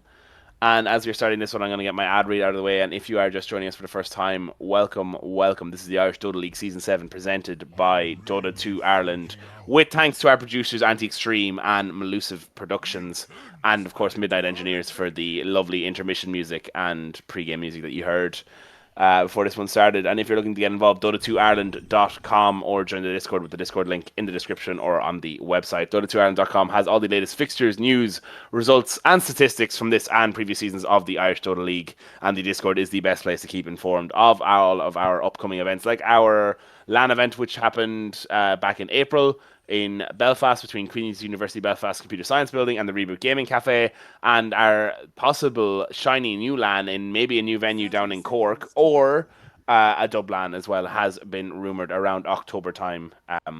So that'll probably be around the conclusion of this league, and we would love to see you there. So no smokes this time. Looks like it's going to be pretty calm. But there was the smoke from... from Dark Side of the Map, but it did look like the Razor just didn't come with them, so... So the last game, Mike's Army started with 3 bounties. Is worth saying, so... And this time game, they started with 3 swap it bounties. around. No, Dark Side of the Oh, Map sorry. started with 3 bounties. Oh, this sorry, time. they swapped sides. Yes, they swapped sides. Sorry. So that might be a prediction of something to become, maybe? Maybe. Look at that giant net worth difference now. Yeah. This game Yeah, I one. told you. Gaben, for some reason, still favouring the other side, even though the net worth bonus. Guys are fucked now. Can't lie. Now your fish food. I needed it. Where's my alchemist when I need one? Where is my alchemist? Unfortunately, in the bin of being a bad hero. So what do you think of the kill threat on this top lane? Because Tidehunter, Treant... I feel like Razor, Witch Doctor probably has pretty decent kill threat as the levels go. Yeah, I would say so too. Maledict into the... Oh, here comes the courier snipe. Plasma Oh, field. Would another be- courier snipe. Oh, no! Dark Magician putting in work. That man just got his guild contract completed. 50 gold to every member of his team, a nice 250 gold swing. Bringing back some of that bounty gold. Let's check the graph as it's now approaching toward the middle here. He's an enjoyer of feet, it would seem. What? He says Wait, he loves what? them dogs. Oh. I think he was talking about the couriers. Admins, he called us dogs. Very rude. Yeah, I mean, again, I want to say on the side of Dark Side of the Map that there shouldn't be that much kill threat. For Yes. But at least this for time. But I was wrong the last time. yeah, I suppose. Yeah, I mean, just So- as you said that, Mr. C Panda unfortunately did go down. On The Witch Doctor is definitely killable with this duo, right? That's for sure. I shouldn't see a Razor death this lane unless they make a really good rotation. Oh, Asgraf doing his Asgraf best falling PK. victim to the PK hook. Yeah, the PK impression with the Viper coming in with the spits, and Asgraf falls first in the bot lane. Dragon falling in return, but he looks like Red Rabbit will be able to get the double kill here. Maybe not, as a level 1 poison attack doesn't just have enough damage.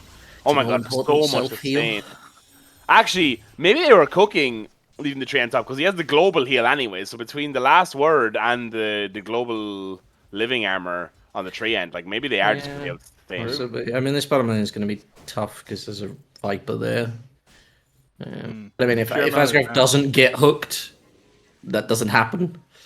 So true, but Viper early game, as you can see in mid, whenever he plays it, whenever a person picks Viper mid, they do dominate just with sheer damage they can put out. So yeah, absolutely. That being able to use that poison attack and not aggro creeps is super useful. I mean, that's one of the reasons why A is so strong as well, right? Because you can just harass without drawing any creep aggro. true. Mid lane. How are we looking in last hits? The last hit department. Ooh. They're going on this South side of the map leading at the moment on both sides. Oh, and we are going to have the TP coming out, and it will unfortunately not be enough. So that's not going to have a TP there on the Treant Protector for the top lane. Oh. Ooh, bit of flaming in chat. A little bit of flame. We love to see it. As Yeah. the pull coming out here in the bot lane. Dark side of the map winning all 3 lanes at the moment, which is really good. The early game is most definitely better than Mike's army, but we'll have to see how it goes later on in the game. Yeah, of course. How does this end? Like, have you played this lane before? NP versus Puck? I mean, maybe. Feels like Puck is probably fairly happy until he builds. I mean, Orchids. are you sure about that? He's got 15 denies on Nature's Prophet so far. Well, I mean, laning into Nature's Prophet is so hard at the moment. His tree ants, but like his kill threat for you is pretty much non-existent, right? He's no way. Yeah. Of Oh locking you yeah, he's down. no way of locking you down for sure. Yeah, it is non-existent for sure. But he is But also. I mean, yeah, the last hitting is hard. Yeah. True. More user error if he dies. Denies. These tree ants are really good. 15 denies is crazy though. Jesus. Yeah, if he goes Orchid, I imagine he will because they are probably going to need it. He actually nearly has as many denies now as he has last hits. Yeah, that's rough, man. That's so rough. And Puck, you can see he is suffering at nearly 500 gold. Oh, and he has Deer down in the bot lane, making the TP in with the tree and spawn. That base damage increase will be doing a lot, but Red Rabbit now making the dive out underneath the tower. The right click's coming in from just Ross. 1 or 2 more is all it's going to take, to quote our favorite play-by-play caster, Mr. Runtel. But not to be. And the tree ants there from Nature's Prophet, was he there or just sent them down Yeah. to harass? No, he was there. He was there. He was there. Did miss that. As you can see, That's Grant getting Bongella away with and his life. yeah, though they are dominating the lane. They can't really stay on. Still the highest net worth on his team though, so managing to hold it together, 2k net worth in 5 minutes, you're not upset about it. Dark Magician kind of can't contest here at the moment until and yeah, I said Treant until Tidehunter comes back. Oh, I thought. Didn't realize that was a voice line. I thought. I started singing. I was like, what are you doing? It's his best Lacoste impression. Yeah, best of cost is right. Such a That's beautiful 6 minute voice. rune. Sparto winning the. Oh, actually, King Boji managing to get the snipe on the arcane rune in the mid lane. Nicely played there. Yeah, it does get a bottled Arcane. arcane, that's the one. Yep. Oh, why I couldn't think of that one. The magic rune, I keep calling it.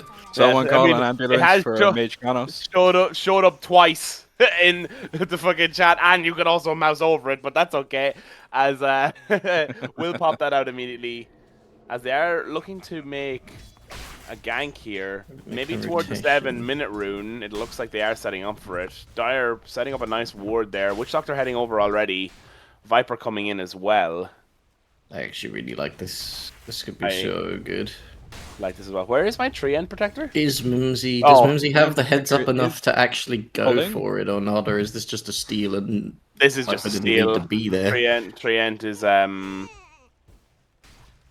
He's pulling surviving. wave, yeah, and he's going to realize in the not too distant future that, oh wait, the Witch Doctor is missing. I wonder where he could be.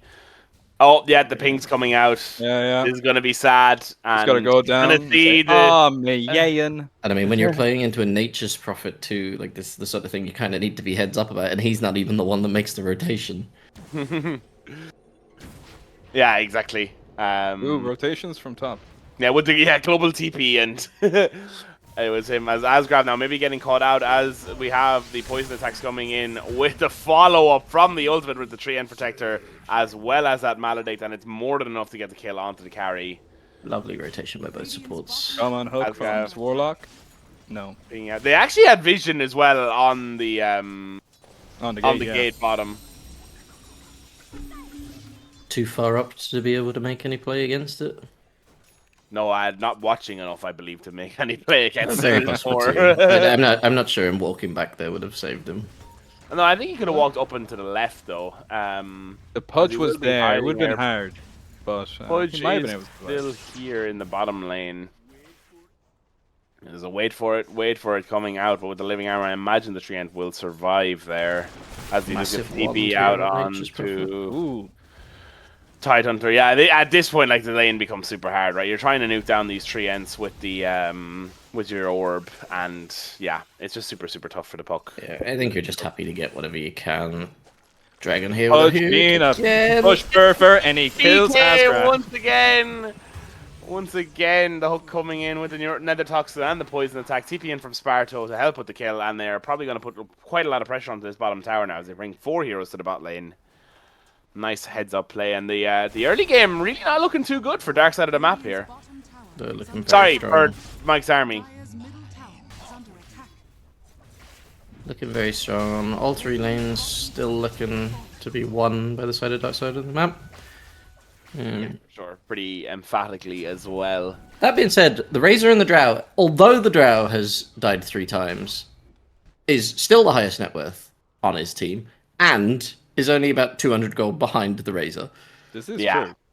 So, And Razor, having even died 3 times still hasn't hit him too badly. Razor still has the pay-to-win persona as well to make the last inning easier too. Without Yeah, the absolutely. Going tread straight into Specialist array on Razor as well. Specialist away. Specialist away. To make Winsett? fun of my wisp. So, Coinchash. Because he will come across Oh, Dark Magician here who will have the invis. They don't have the vision follow up there. They don't have ulties. I God. cry every time. I believe that might be directed at Mr. Asgrav in the bot lane, who will not be replying, as I imagine he only replies when he's feeling happy. There we go, the voice lines are coming out. Yeah, there it Oh, is. no. A classic Asgrav, as they're going to have the Nature's Grass here with the Elite Seed, but the turnaround link onto Mimsy not have enough move speed to keep up there, but they do have Red Rabbit coming here. The invis room being popped by King Boji on the puck. They are going to drop down the Observer Ward, but King Boji is going to stand right in front of him here. He's going to throw the Gush down. Nice Dream Coil coming in there. Is going to throw down. Oh, he's going to get caught out by the cast bounces. Not going to be able to jaunt out of there. And with that Maledict, I imagine that's going to be all she wrote for King Boji, although the nice use of the last word there, armor. as well as the Fairy Fire. Really good armor. They're going to drop the Golems down, as well as the Tidehunter ult with that Ravage coming in. Sea Panda getting lower and lower now. Dragon getting low as well with the Rot down. Nice curveball there with the Illusory Orb. Sparto's come in now. Maybe this might be a little bit overzealous for him, and they do get the kill onto Dragon. They're getting the TP coming in now from the Witch Doctor, who has respawned, and they are going to make the back out, but it is still going to be what I believe was a 3 or a 4 for 1. Maybe a 3 or a 4 for 2 now, as Mimsy getting caught up by the Maledict. King Boji making a ballsy decision to maybe fight this, is going to get broken by the creep there, so won't get any extra HP for dodging the projectiles coming in there now. Upheaval being dropped ever so briefly. Conk comes in. Max range bounces, catching out Just Ross. But he does manage to get just far enough away for it to not come back to him a second time. And yeah, another huge fight, and another really long, drawn-out one here in the top So lane. that's a 1.6k gold swing for Mike's army there, and Drow farmed both bottom wave and mid wave while it was happening. Yeah. That's actually really big. So huge Razor is for now Mike's army. behind by 500 gold. And Drow now second on net worth too, Wow. That's actually a and pretty... he wasn't even in the fight. yeah, that's a pretty crazy recovery, especially when he has 3 deaths. Wow. And I mean, you can't ask Dragon to have done more on his lane realistically. So this Drow still being as high net worth as he is a worrying issue. Drawing on the map there from Dragon, looking he wants to try and take over this bottom jungle. Yeah, I feel like, again, they are playing the tempo lineup here. For them to have the chance of winning, they kind of need to steamroll them and just apply constant map pressure, because like you're not really out carrying Drow Puck in this game, I feel like. Worth noting, Nature's Prophet is going Orchid. Puck has no Dispel queued up at the moment. Is going straight Witchblade, Blink, Parasma. Yeah, I imagine once... I'm sure he is probably going to go Witchblade anyways, because I feel like first item you will just feel so awful on Puck. But after You see that Oblivion staff come out, surely your first thought is, I want to get my Dispel as soon as I can. Witchblade first, of course, but then Yeah, straight away. What are you doing? For sure. Draw a little bit of attention to the fact that Nature's Prophet bought his Orchid recipe before his Claymore. Only a little bit. Just a Only little bit. a wee bit. It's there just for protective purposes. Yeah. NFT, man. He's holding his diamond Pretty hand. close to his Claymore. It's so the he's shopping, not you know, too like bad. the note you write for shopping. You know what I mean? Yeah. It's the shopping list, exactly. Exactly, You remind yourself exactly. you're buying an orchid. A lot of So Mike's get a- heroes, Mike's army, heroes at top lane at the moment. Radiant's bottom Yeah, Looks like they they're are taking posing out the for a most free important tower in the game. Shout out Daily. top tower Big fan of killing this tower. It does look like Dark Side of Map are faffing about in their Mike's army's bottom jungle. I don't think they're getting much from this. They've smoked. They've gotten nothing. Nice bit of information from my two Karma actually in the chat there. That support gank that they made down bottom where they had the ward, they were smoked, so they wouldn't have come up on it anyway. But I mean, they would have seen Not the long ago. The gate moving, yeah, that's true. too. yeah, and the sound effect. Not as obvious, I suppose, but I mean, yeah, for the average carry player, but you hold Asgrab to a higher standard, you know. Oh yeah. good to see. Asgrave now finished his Dragonlance. I don't actually know what the timing is on this drow in terms of when do you want to fight. You finish Hurricane Pike, you get like your Ags or your Chrysalis and then play. I feel like you can kind of turn up if there's fights around towers that like kick off, and you can kind of just be the sniper in the background clicking people This down. hero just does so much damage, yeah, at all times once he hits ulti. Yeah, multi-shot as well. Dragon bush camping again, just Ross. Bush pervert, he's gonna get hit by the hook, is he? The attack move nearly enough to save him, but with the follow-up Maledict, the Dismember comes in, he's just gonna stand there, drops the golem, Drop ulti. getting Ooh. very overzealous there. It's just as Dragon happy to go one-on-one with him here, as he is. Alright. Bardo into the trees, the hook not quite connecting there. Vado wants the farm. There's nearly a bit of free money there for the Nature's Prophet, but instead he decided Pudge wasn't getting it, so... Yeah, No one will. fortunately Warlock lasted about as long as Conor McGregor did in his fight last night, all of about 10 seconds. Yeah. Before the dropout, and good fucking enough for the rapist bastard as well, just to say. But a little bit off topic, anyways. As we have 4 heroes now in the bot lane, maybe looking to put a bit of pressure onto the tier 2. It's a little early yet, with only a 1k goalie, but this Nature's Prophet is extremely fat here. Yeah, and I mean, Pudge is quite big as well. Did go straight for the Consecrated Wrap, so it's just looking to be this tanky meat cannon in the front lane. Throwing I out think the you have warning to hook aim there. a little Throwing bit out the further warning down. hook there. Just to let him know, Just just to in let him know that he case. can, Yeah.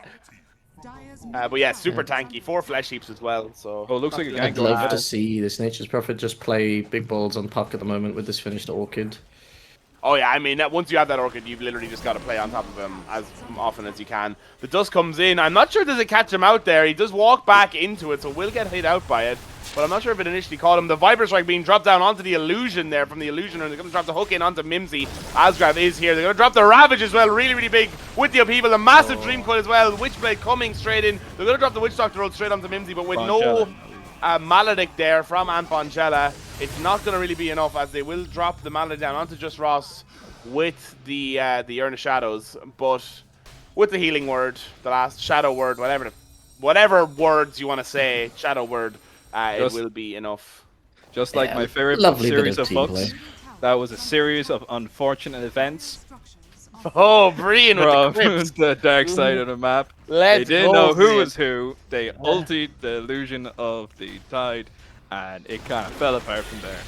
Oh, and they are going to drop the Orchid down on to the innocent little Warlock, who will have the Shadow Word there. The Dismember being dropped straight down onto Mimsy. The break follow-up with the Viper Strike will be enough. The huge cast bounces, though, as King Boji is now caught out in the middle here. He's going to get hit up by that Maledict, and with Sea Panda's rotation, they will get the kill on the killing spree, going the way of Dragon, as Sparto falls in the backline. Mimsy down as well now. Will they be able to chase them off here? Dragon running full helter-skelter towards this Warlock. He's going to be ready to line up the hook. It is now off cooldown, but he's just going to be able to run him down with the Rot follow-up hook to pad the stats a little bit. An extra flesh heap onto the Pudge, and it's a 3-for-1 follow-up in the mid lane after that really good fight.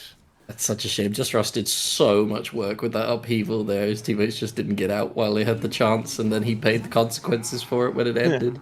That was like a full duration upheaval for that fight that they were all in. Yeah. Yeah, but in the Still meantime, Asgrav has overtaken the top net worth stat here. As he was farming throughout all that. He smells some funny business and will be getting the TP out to the bot lane just in time. Understanding maybe caught out on some vision there that they were heading up towards him, with all of them being missing off the map. What is Razor looking like? Going Manta style now after he's finished his specialist array. Doing pretty well on farm. Pretty much on par with the Drow. Just about 200-ish gold behind. But has been untouched for quite a while now. 1 death this game in total. So looking pretty good. For this, I think a lot of this game right now should be riding on the back of this Nature's Prophet. And Dragon being like the leading force for making plays at the moment. Oh, as they are going to lose you. Nice disruption coming in, but of course the Orchid is there onto King Boji, and he will fall. He is not queuing up the Yule. Interestingly enough, a really nice disruption there from just Ross there with the Golem drop, but unfortunately not enough with the TP coming in from the Nature's Prophet. It's fine, guys. I'll get my Blink Dagger. They can't kill me. Exactly. Yeah, how could they get on top of me when I have Blink of Dagger? me? If I'm not Unfortunately, there, that is unlikely to be the process, and I think Puck might pay the price for it. I really like the way that Darkside and I are playing at the moment, with Dragon leading the charge, and then The follow up from Sparto being able to follow up, with the Nature's Prophet. It's looking pretty good for them. the initial domination we had thought during drafting is not really showing its head just quite yet. Well, yeah, the initial drafting that us two idiots thought anyways, Brian, but of course you called it right as you saw it. Exactly. You gotta believe. You gotta believe. I believe in the hearts of Darkside on the map. They can do it. I hope the dark side of the map will push and end this game before Drow becomes a problem. But Drow is getting up there, but they will have to jump in straight onto Mimsy with the Dismember, full duration. They don't have an interrupt, as they are going to drop down the Essence Distiller as well as that Maledict. Ooh. Oh, Asgrab coming in with the silence to the hook out, but it's not going to be enough. The arrow follows him through. Lee Harvey Oswald on this Drow Ranger, getting the shot through onto Witch Doctor, taking him down. So nice. Kurt Cobaining the back of this assisted needed. Witch Doctor's head. Asgrab happy to begin farming heroes as well as creeps on the map, and takes that one right to the bank. He's going Hurricane Pike into Shadowblade as well. True. Hurricane Pike, I do believe, can be used on many heroes. Nearly everyone. Here we go. Yeah. Favorite of Greens. Even melee heroes can find use for it. Yeah. Is it a favorite of Brian's because he actually uses it on enemy heroes, or is it a favorite of Brian's because he can drop it outside enemy fountains? Yeah. I plead a fifth. Arguably both. Why not both? Why not both, I guess. Why not? Yeah, So King Boji has picked up the Blink Dagger, is queuing up the Yules now. Has that illusion rune, so he won't be able to be silenced. Ever. Because he has queued Yules. Yeah, he has queued Yules, but he has the illusion rune. Okay. No, that's good. We have the heads up enough to avoid it. Triant nearly finished Blink. I just realized the Witch Doctor just bought Boots of Speed. Nice. Wow. He had no boots all along. I was wondering about this. Like, wait a minute, Essence Distiller. Straight. Well, it is a very good item against Triant Protector, as you can apply it. Yeah, absolutely. And really good with Maledict. But that is kind of crazy. Actually, for the Witch Doctor and even King Boji here, they do have their items in the wrong slots in their inventory.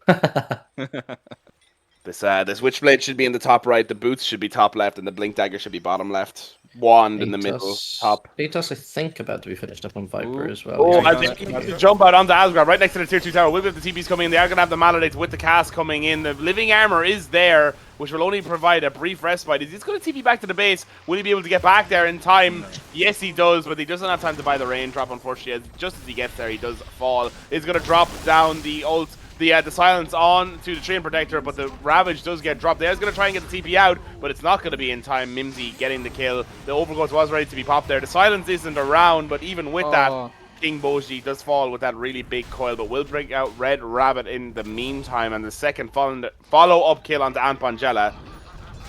So it's a 3 for 2 here in the bot lane, but probably not the trade you're looking to make here on Mike's army. No, but somehow still gold swing in the favor of Mike's army. Yeah, I guess they get more kills, but is it the gold swing onto the heroes that you want the gold swing on, I guess is more the question, right? No, not really. I mean, the Tidehunter comes away with a lot of money, but Drow actually does lose quite a lot there, so... What you want to see, Panda does not want to be involved in these fights until this BKB is finished up. Can't blame him, to be honest. Not fun to play Razor into upheaval if you can't walk through it. My Razor has a Specialist Array. Yeah, first item, it helps him farm. Yeah. Is that a thing now? I didn't know that was a thing now. That's actually Well, I don't know if it's a thing, but I believe that's the idea behind it. The idea behind it, yeah. I always get confused if Razor is actually considered a ranged hero or not, as they are going to catch him out, maybe just like ships in the night passing by each other, not getting spotted.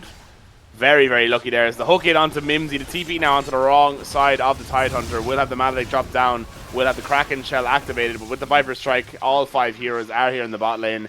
Dragon once again put into a tree prison of his mid laner's making, but they do manage to get the kill onto the Tidehunter. I have fierce respect for this Witch Get an Doctor. objective. But please, use your Maledict before you throw your conch, because you're just wasting the conch every god dang time. I was looking at him, he could have killed so many people, but he said, let me just throw the conch out first.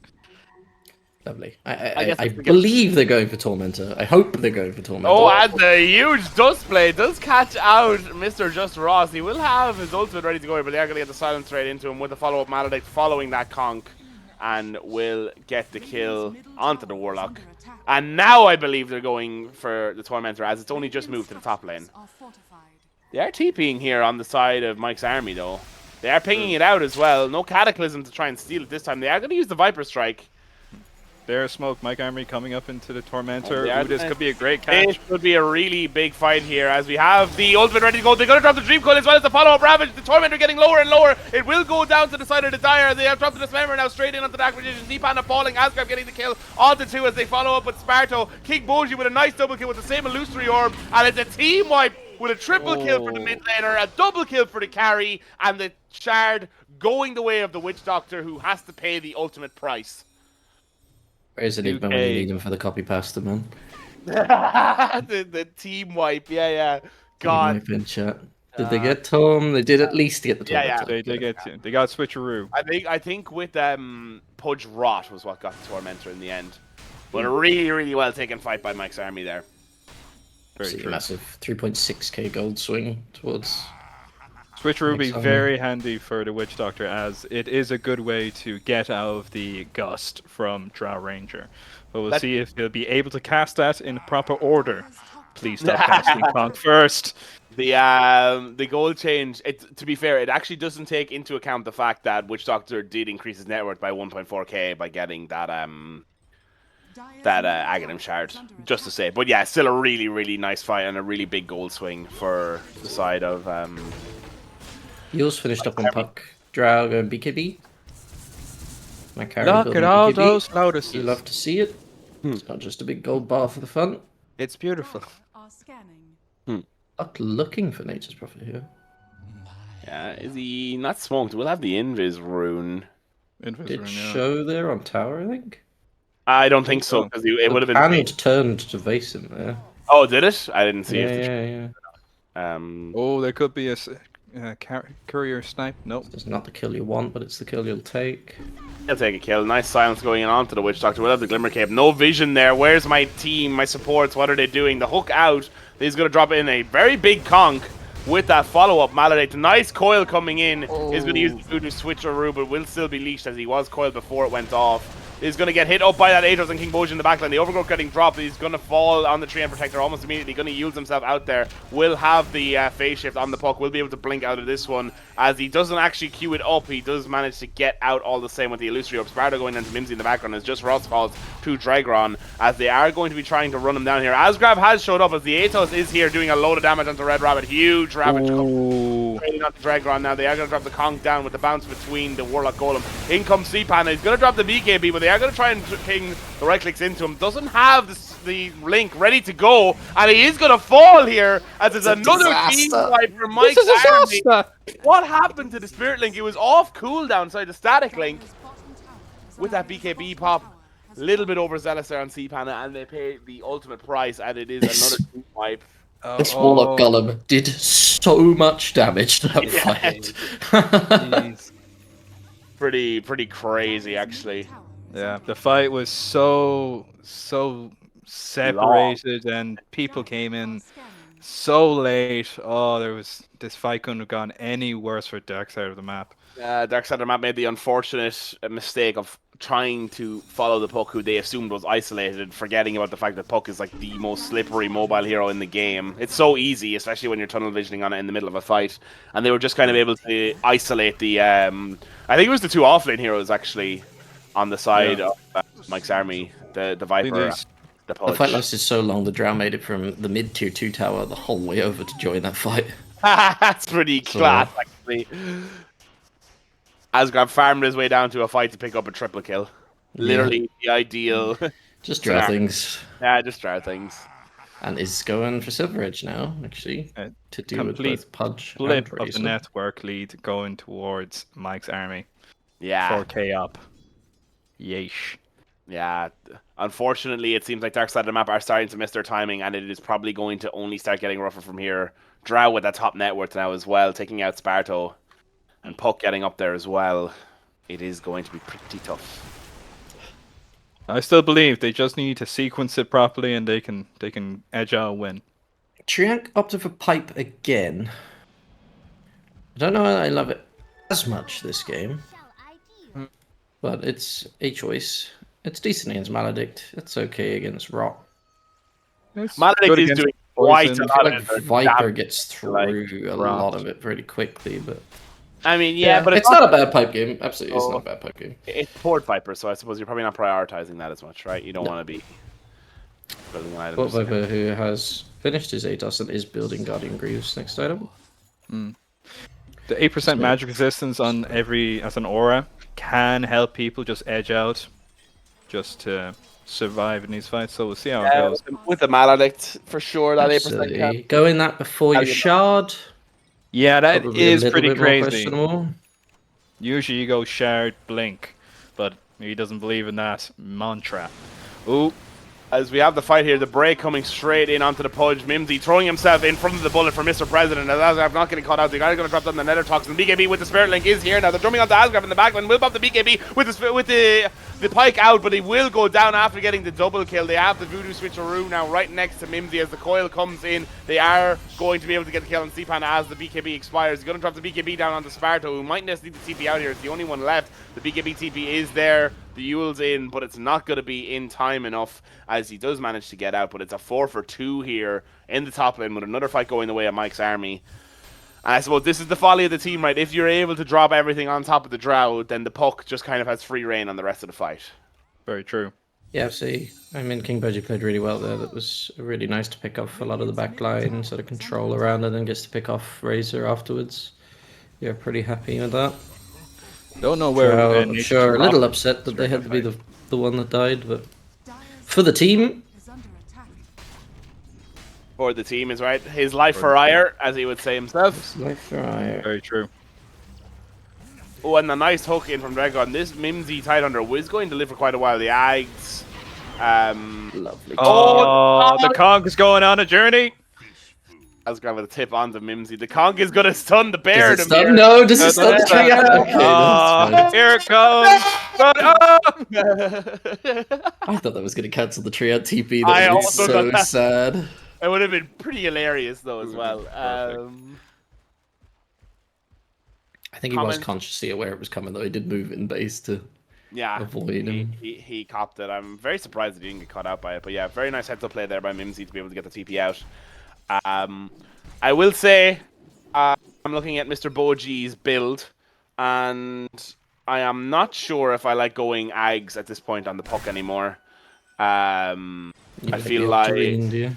yeah, that's what I mean. That's what a lot of the pros are doing as well. And like, you don't need to be the damage this game. Like, your Drow is the damage. You just need to hold them down and be more slippery and kind of distract them in the fight. Just be a nuisance with the chip damage, right? So, I feel like the Octarine would do a lot better of a job, especially in this game. Like, there are definitely some games where the Ags is good, and if you're playing pubs, I can back going the Ags when you don't trust your dog shit team. But Yeah, when you've already got a Tidehunter and a Treant, I suppose your lockdown for ulti is not as necessary. yeah, the damage isn't what he needs here. I feel like he just needs to, like, with the level 25 talent taking the cooldown on Dream Coil, like, you have like a 20-second cooldown or something with Octarine. It's really, really strong. You can just in out, shake it all about, and get the lockdown. It seems very hand-holdy at the moment. Very true. Potentially Both just go teams. for the Cross is bottom going tower. Silver Edge right now. He doesn't believe in this Viper anymore. He's got to do it himself. Nature's Prophet going, what, say? The Silver Edge is going to break, even though we have a Viper Strike on the team. That's what I mean. He doesn't believe in the Viper anymore. Says, I don't care. I'm doing it myself. I mean, it is a pretty good game really for the good break, into Tidehunter. and Drow. Drow. Yeah, Oh, it's fine, jumping it's good. straight in from Mimsy. He's gonna dodge the hook there onto Aunt Bongella. True. As the Dead in the Water ready to go. Gonna drop the Wow. Ravage. Okay. For the Witch Doctor. For a Witch He's gonna Doctor, get out. He's doesn't gonna even get get out. it. Oh, yeah. Is he gonna Doesn't get it? get With it. the Oh, got the huge ulti coming straight in with the follow-up. With the third ultimate being dropped there as they drop the golem down. He's going to get silenced and rooted on King Boji. Buyback coming in from the Witch Doctor as they're fighting in the mid lane straight in onto the Drow Ranger, who has the BKB pops, is getting lower and lower. Mimsy coming in now, but it's not going to have any Ravage to save and will get the kill. Sea Panda getting hit up with that Dead in the Water. Never mind, it's more the Pudge as they are going to buy back as well onto the Nature Prophet. TPing straight in. The coil is huge though on the Sea Panda with that Ags, and they will be able to get the kill on the two of them. This is going to be dieback now on the Nature Prophet if they get it, as in comes and Bongella as well. Is going to try and go on him, but will have the invis there ready to go. Will they be able to catch out the Witch Doctor? The silence coming in straight away. It's not going to connect with that Voodoo switcheroo. They will get the kill onto Mimsy, but it looks like he may fall in return onto Aunt Bongella. Going to get the silence in. Will have the Yules ready to go with that Essence Distiller running straight into the Roche pit. He's actually going to be able to survive here. Going to drop out the Illusory Orb with the silence, the Waning Rift, and will make the escape there. So they do manage to turn that fight, but they do burn 2 buybacks to do it. Unbelievable play by Aunt Bongella. A little bit of an assist from Roshan bashing the Tidehunter at the beginning of that fight, but to bait out both Ravage and Warlock Golem there just for him is unbelievable. Yeah. They were a bit too... At that point, your team fight falls apart, right? You've got neither of those abilities to use. And then Drow, I'm not entirely sure how Dark Side of the Map found the Drow in the beginning of that fight, but did just catch him way away from his team. Yeah, really nice fight. I mean, if Dark Side of the Map are able to bait out those massive ultis each time, the fights are going to look a lot easier. Was 2 buybacks out of the side of Dark Side of the Map, that's the thing. which is Buying not back your ideal. mid laner is not great there. You've kind of given them, well, not a win condition, because I suppose you still have tier 2s up, but you've given them a free Roche condition, which will maybe turn into a win condition a little bit later on, as this puck hurtling towards level 25 now as well. They're going to scan out the Witch Doctor in the Roche pit. It's just the 2 supports down there for the minute, but they're probably going to be making the go over, thinking that they are doing the Roche. Silver Edge is finished up for the Nature's Prophet. AC very nearly finished for Razor as well. So these heroes are starting to look pretty big. But worth mentioning now, for the first time in quite a while, I suppose, Mike's Army are looking towards the top end of the net worth for all of their heroes. This puck pretty damn rich, considering Nature's Prophet can farm the whole map. Yeah, honestly. Pretty good for King Boji. And Personally, Gaben I would like feels to see that this Razor have the Morbid Mass before he goes for Reavers. He does look like he's going to go for Satanic. To try why does and the keep graph people say alive that they're called during this chips? fight. Chips? Huh? The graph says the teams are Dark versus Chips. I love Valve. Oh, it is. Made a game, man. Oh my Chips. Really good. Really good stuff. Glad I don't have a GSI server to build for this. Oh, wait. They definitely didn't pick the wrong team at the beginning of that, did they? No, because the logos are there, and you can Right, see it yeah, in yeah. the scoreboard. Well, you can't see it in the scoreboard. No, the logos are Very there. strange. It's definitely real. I think Valve may have changed some things on the back end because some people may or may not have noticed that the recent Imprint Esports analytics posts have had some completely fucked positions, including in game 1 of this, where they had Rubik being pos 1, Ventus pos 2, Sparto pos 4, Abaddon pos 5, Invoker pos 1 on the enemy team, mid Kez.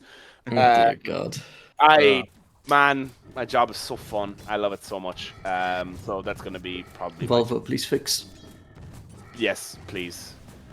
And I in do have the to other do this. game as well, sorry to interrupt you, Bryn, but just to give you a quick update. So far, we have the first map result is Secret Shop taking the win over MMR Famine, so that's going to be 1-0 in that other best of 3 elimination game in Division 2. And the winner of this series will face the formidable Imprint Esports in the quarterfinal. So it will be interesting to see how that goes. Very nice. Very nice. Just to bring you our breaking news bulletin. True.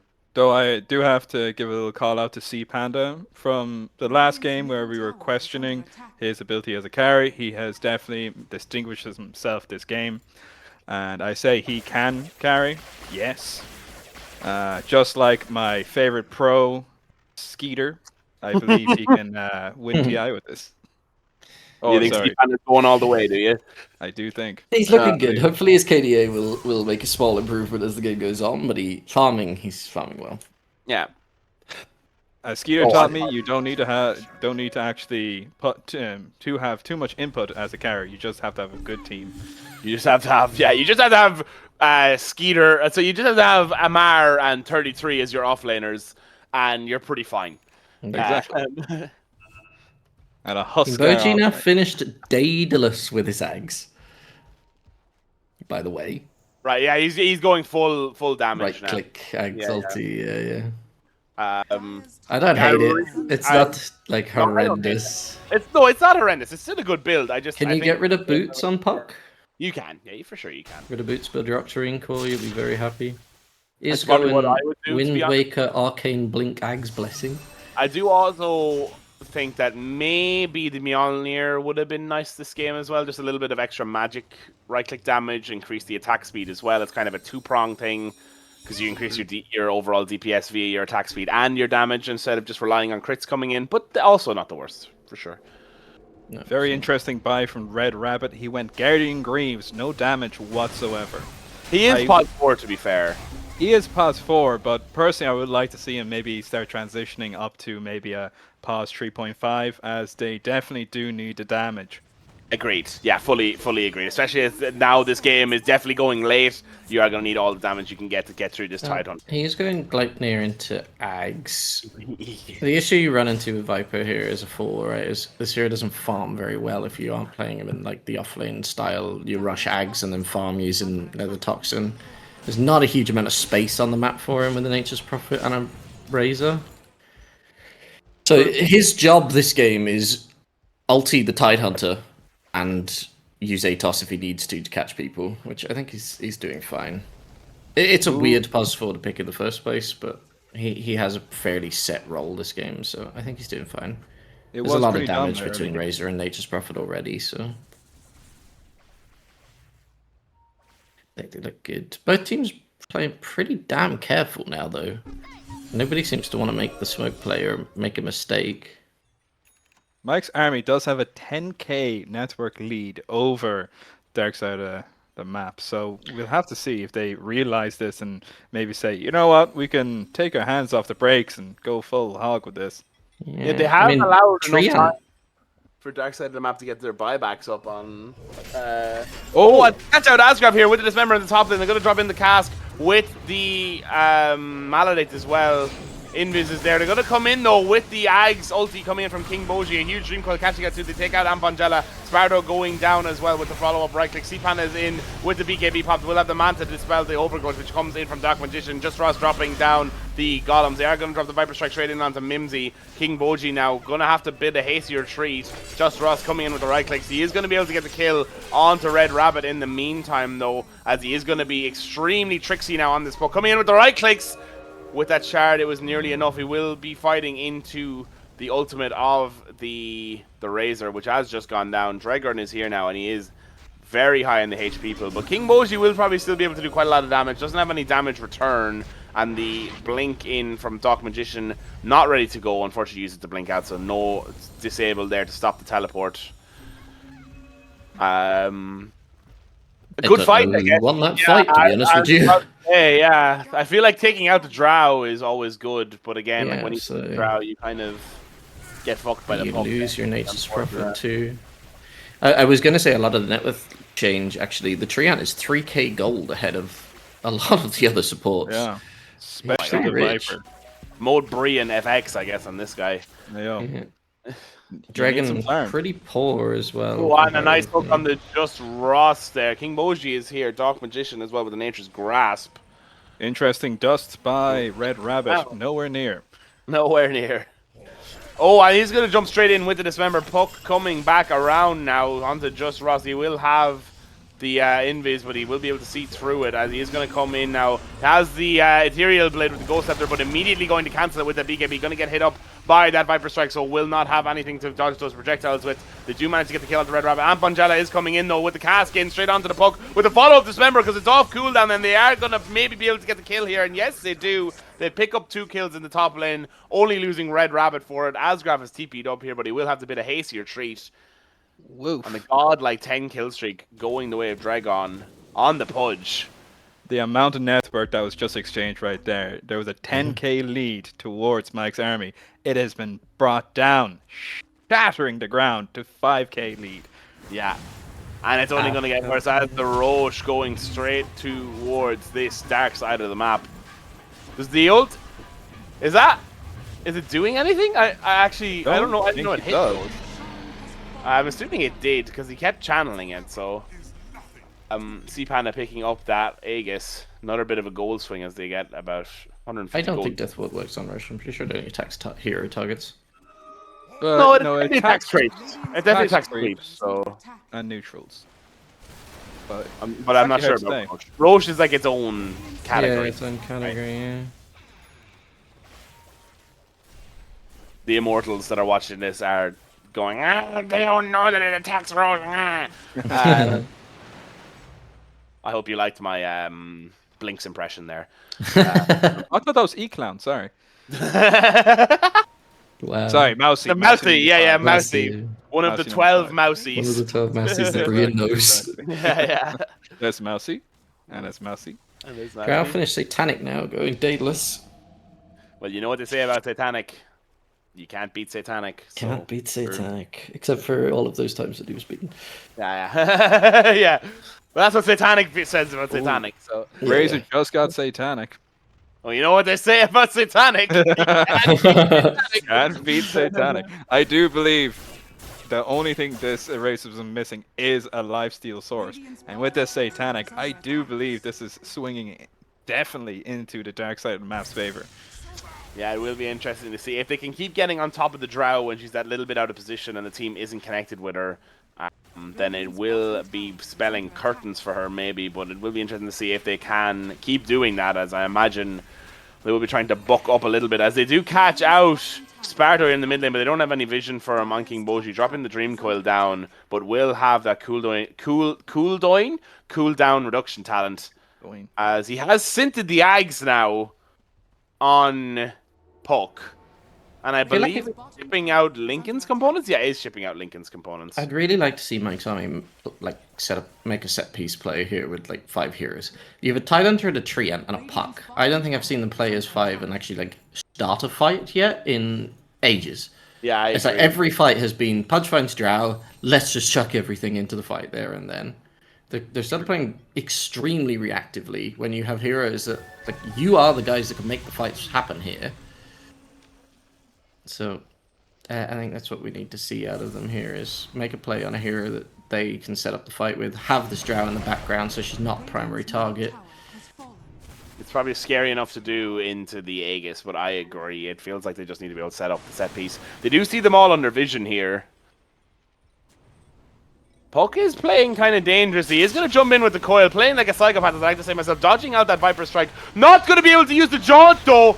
And he's going to use the Yules. They got the follow-up coming in for the Tidehunter Ravage. It's so big with the follow-up as so well. Big. Coming in with the overgrowth. They're going to drop the massive Witch Doctor ulti with the But it's the satanic. as it's going to be hitting just Ross. They bring down Sparto, but in the meantime, Dog Magician and Mimsy going down as well as just Ross. Asgrav is here though on full HP. They take out C-Panda's first, like King Boji's gone off into the backline. Gonna drop the Satanic, gonna straight in on the Dragon. Another buyback coming in from the Nature's Prophet. Gonna drop down the Kong and the Maladate, and they will kill the Drow. And they will get die back in on Mimsy as well, who buys back in the middle of that. Puck managing to get away. Please deny the fish. Hike up. I mean, she was dead anyways. I'm pretty sure she'd used it already, right? Oh, and the huge Dream Coil coming in. He's going to get hit out by that. Silence doesn't have the use ready to go. Yes, he does now. Will he have the Jaunt ready to go? He will. He's going to throw out the Illusory Orb. It's not the best curveball, but it does distract them long enough to be able to dupe them out. They didn't do the 1-1 split. Warlock with the buyback now. King Boji with that Dream Coil is going to be able to buy some time with that Glyph coming in as well. C-Panda electing to go for the top tier 2 while his team try and take the mid tier 3 here. As they will drop the overgrowth to try and slow down Sparto. This would be his dieback if they do manage to get him here. And they do have him caught out, but they have no way of stopping the teleport. He will TP out here. Does he have the TP cooldown talent? I don't believe he does. Oh, he does, as I thought they go 300 HP and damage generally. But yeah, okay, so they do manage to take the tier 3 tower, but it does burn the buyback of the Nature's Prophet, who can come in straight away. Second buyback of the game for an H Yeah. as well. He's still second in the net worth. He's still second in the net worth with that. Speak of the devil, he swaps for Puck. Third, second, same thing. Pretty damn close. From that last fight. That fight Razor looked had- pretty ideal for a little while there. Drow sitting in the background just killed Nature's Prophet by himself, but the rest of his team kind of died just before he could make much more of an impact. I think Yeah. it just shows the sheer power of Nature's Prophet and Razor. Once you get to the late game, I know Drow, she's a dirty old character, but like, what do you got to do against a Razor who's stealing all your damage and the Nature's Prophets who's just eviscerating the backlines? Yeah, I suppose now kind of I feel like what Mike's army need to hope for is to take a high ground fight, as they do have fantastic vision to spot out King Boji here. If they manage to get him here, this will be really, really big. As he is going to get caught out with the end of Dismember to follow up Maledicts with the Q coming in from the Razor. They are going to drop the Voodoo Switcheroo, or it might have been the ultimate actually. They will have It was buyback. the ultimate Voodoo Switcheroo still open. So maybe a little bit overzealous there, but desperate to kill this Puck. They are going to drop down the Overgrowth and then Dragon hooking an Imp there on just Ross. They are going to drop, Radiant will drop down a nice Sentry Ward there right at the foot of their tier 3s here. It's a really hard high ground to climb with the Drow standing in the back, is the only thing. Yeah, you're kind of dreaming for a punch hook here, right? Yep. Yeah, the great equalizer. Though ultimately, they could just keep hitting this tower. They don't have the to go blink with for the a fight. hook not connecting. He is going to drop down the Essence Distiller. The ultimate coming in with the follow-up Ravage. Going to buy back on the Puck with the Dead in the Water straight in on to the Witch Doctor. Asgrav setting up the perch for himself. The Voodoo Switcheroo does come out. They will get the kill onto the Witch Doctor, and they'll bid a hastier retreat on dark side of the map as they begin to chase out now. Puck saving that mid lane is going to save that top lane as well. A lot of ultis used for a Witch Doctor. I think we Yeah. could be in for a long one here, boys. I'm not going to lie to you. I feel like this high ground is going to be so hard to climb, even if they do manage to get an Aegis up. Look at that heartbeat graph. My God. That is crazy. Yeah, huge swing onto the other side now. 12k lead now for dark side of the map. Well, 11k now, sorry. Yeah, we've changed sides Okay. altogether. That's Oh. okay, Brett. Allow you away with that one. I'm so sorry. Never be sorry. Don't ask for apologies. Oh, sorry, I'm playing Dota 2. What? Nah, I'm on stream, I can't say it. fuck dieback. I'm not even going to entertain you with asking you what the fuck you were going to say. Rella's finished on Pudge. Krellas. Didn't go for Shivas. Interesting. I feel Oh, like sorry, did finish Shivas and then went Krella's. Apologies. super tanky. I mean, I guess against Drow Puck, especially with the Puck going the Ags build. Yeah, I kind of love it. It's really cool. Looks like we're going Swift Blink on the Razor as well. Let's have the Lincolns up on the Puck as well. I would love to see him sell these boots for Octarine. I really, really would. I feel like if he gets Octarine with his Lincolns, it's going to be like impossible for them to catch him. TP out here from Mimsy, King Boji, thinking about making the psychotic play. That's the difference between me and him, and why he's better is that I absolutely would have made the psychotic play and fed my dieback. So they're pretty grouped up here on the side of dark side of the map. Great vision as well if you look at dark side of the map's wards here. Yeah, looking really deep. And dark side of Magician, or sorry, Dark Magician Shard is up. Shard is all up. Defensive. Which is a bit ironic, especially with a 3-ant protector on your team. You're supposed to be dominating the vision game, and it feels like he's just using his own shard just for defensive plays, which is a bit odd. Yeah, I mean, he's one of the few heroes that have the ability to see into Roche's pit, right? And yeah. Still not ready. A proper 3-ant protector should be suicidal at all times. Your good coaching coming through there, is it? Exactly. I have a word with him after this game.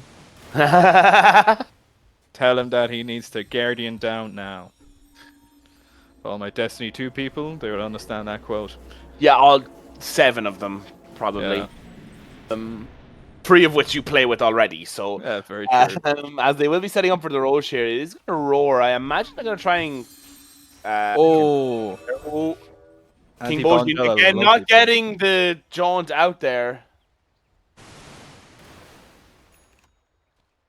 But we'll be able to escape.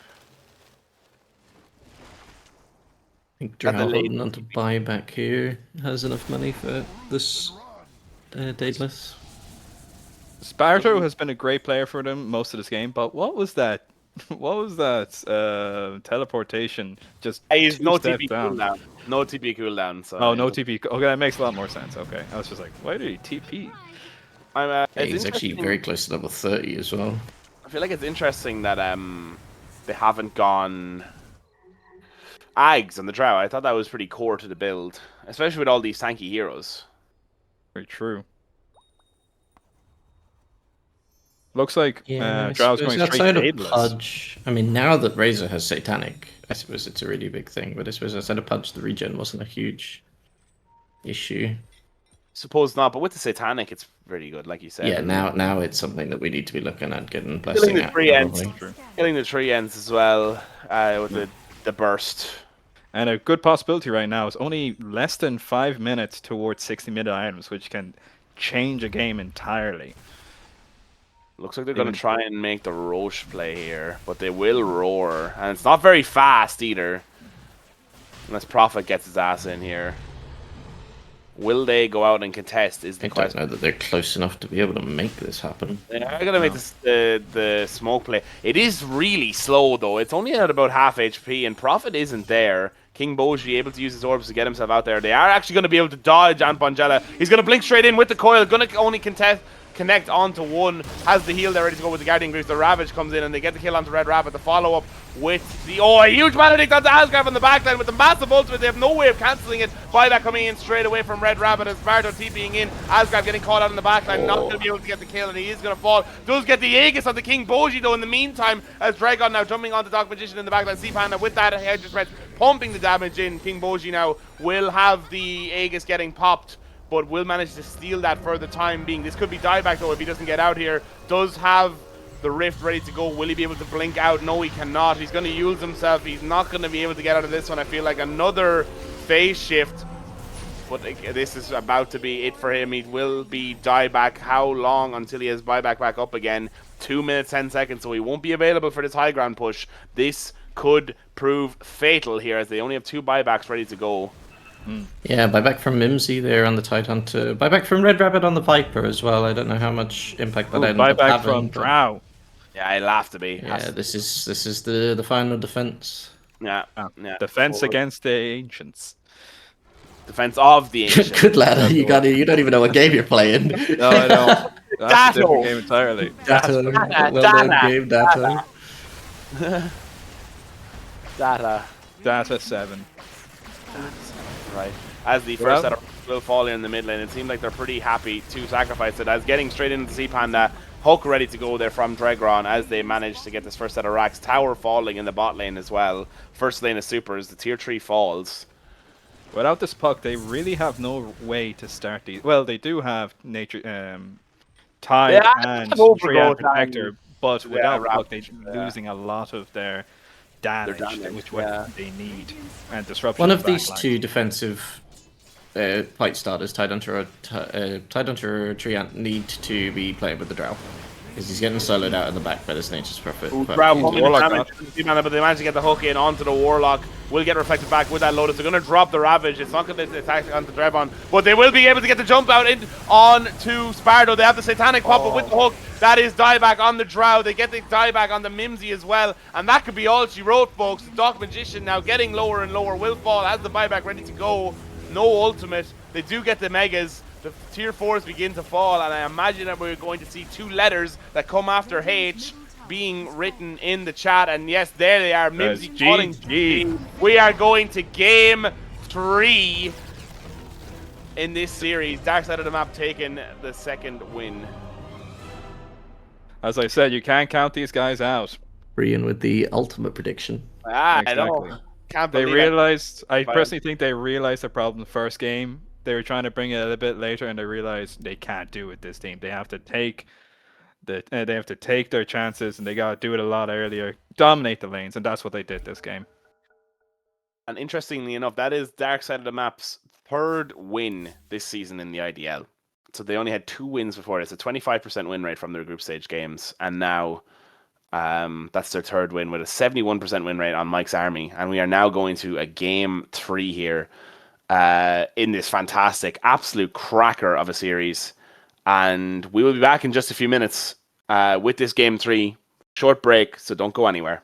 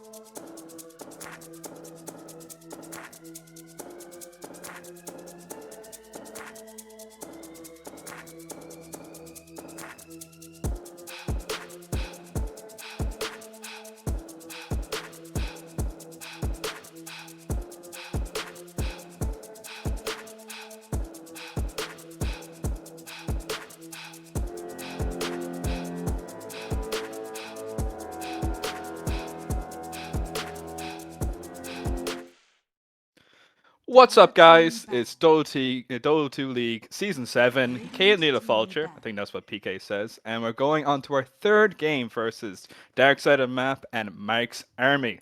I am I forgot the word for it. Co-host is Patter Kenny, Big Sex himself, and Connor. Thanks for the docs. I just get kind of you get I get the full docs. You get only the half docs. Yes, Thank you, Brian, Big Boss. There are too for many that people out there with that name. That amazing intro. This is Irish Dota League Season 7, Division 2 playoff bracket, and we are in a game 3, which I feel like we haven't had in a while. I don't have any of the other games in the bracket. I'm going to just check it now. Gone to a game 3. Yeah, it's been pretty one-sided most of the games anyway. None that I can see here, but I believe there are some results missing. Couple things just to point out: the draft Starfire gets through, gets picked. Viper again. Dark Side of the Map favoring it. Probably the same again. We're going to see it on Red Rabbit. It was pretty dominant early game Ace for them. banned, Invoker banned, King Boji Elder probably held Titan for something from new. Dark Side of the Map. I do like an LET. A hero that has not seen much play at all. ET is a bit of a specialist here, I do believe. 10 seconds remaining. So if you can Certainly play special. It is certainly special. Although I know a specialist player who plays it who doesn't play it at the minute. Shout out to Party with Damage, who thinks it's shit at the moment and is a pretty prolific ET player. In fact, I'm pretty sure his profile picture was ET for quite a while. So, do you think Drow unbanned? Do they run it back? Undecided. I think they might leave it to pick a little bit later in the draft, but I also don't think they're going to let Dark Side of the Map steal it. So maybe they will pick it up in this phase. I don't think the Drow was the problem necessarily. I think it was just the fact that they had this Nature's Prophet to be able to jump on top of him, as well as Sea Panda's Razor. It's the thing. Yeah. So I do have to point out that essentially last game they had a Treant Protector and a Tide Hunter, which essentially do the exact same thing. They jump in, ulti, and then they just start running around the place. So and then you had Puck that does nearly the exact same thing with his ult. So Adam was just left with a Warlock, and Warlock can't really do much if you got a Nature's Prophet coming in. Yeah, unfortunately. let's say Snapfire goes through first phase and they don't pick a silencer or any way of cancelling it. 5 seconds Well, remaining. Yeah, I can't believe they let the silencer through either, to be honest. I don't know why they're banning this Techie's Witch Doctor instead of the Snapfire. Because you can flex it anywhere and it's literally the most broken hero, well, one of the most broken heroes in the game, right? Have Mike's Army played the Witch Doctor? I swear this was Dark Side of the Map's hero. No, so Dark Side of the Map picked it when they had first pick, but Just Ross, the last series we casted, Just Ross picked it in both games. Right, okay. Because they have given Just Ross Warlock twice in a row now, right? So. Yes. Playing something different this time, and I think you said he was a Lion player, so maybe this Lion is his. I would guess so. The Treant made it through again, so True. Yeah, the Treant looked good, but without the Invoker, it didn't look as strong. Yeah, and Invoker has been banned by Dark Side of the Map. They had too many AoE stun ultimates and not enough follow-ups to the AoE stun ultimates, unfortunately. The damage was lacking for sure. Yeah, you were relying on the Drow, and then if the Drow got gone on the backlines, you were kind of gone. That being said, this time around, you do have the Snapfire, which would have looked really good last game. Oh, been perfect. So you have the damage output for that big ulti. Ogre Magi. Kind of shows your hand here a little bit. Well, I suppose either the Lion or the Snapfire can be middle, but you've kind of shown one of your two mid heroes because. Brewmaster. Well, I suppose you can play the Snapfire on the off lane as well, right? We've done it a few times too. It's not as good, I would argue, but still pretty strong. 10 seconds remaining. Doesn't strike me as a Mimsy style hero, considering the heroes we've watched him play so far are kind of big initiator play heroes.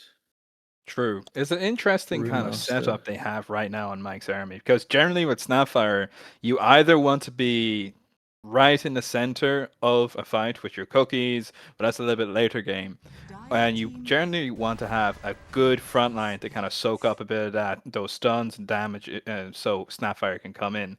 So far, it just seems like Ogre Magi is fairly tanky, but I don't know. They could have definitely picked some other supports. I think that would have been a better fit. 10 seconds. Safe to say this So- Brewmaster is probably a dragon hero, right? If he's a specialist at Visage, he's probably decent at Brew. I would Probably. imagine so, but it's interesting to know. This is probably Avenge 1 now. I'm pretty sure that's like Oh. nearly guaranteed locked in, right? After the 4 heroes picked. Unless they're moving Yeah, to mid. unless it's mid. Dire team ban. Wait a minute. Wind Ranger. But we Did know they- where What that's is going. going on? Pretty sure that's carry Ah, Wind Ranger, right? Yeah, that's a Asgrav Harry Wind. I haven't seen him play it too much, but I know he does play it. He has in the past, but I don't know. Does he play it? I'm not Like- entirely sure what the plan, what the reasoning behind the carry Wind is, though, because it's not particularly good into Brew. Seconds remaining. Yeah, it isn't particularly good into Brew. Is fair. Radiant team ban. Maybe from the last game, he wants to be a lot more mobile, harder to kill, because I think Drow kind of showed that dark side of the map can get into the back lines fairly easily and just like wreck house. It is, as far as I know, it is good against the Venge carry because it sticks the focus fire through the death. Oh, does it? I think. I'm not 100% on that, but I think that's correct. That it sticks the focus fire through death on the Venge. No idea. Absolutely no idea.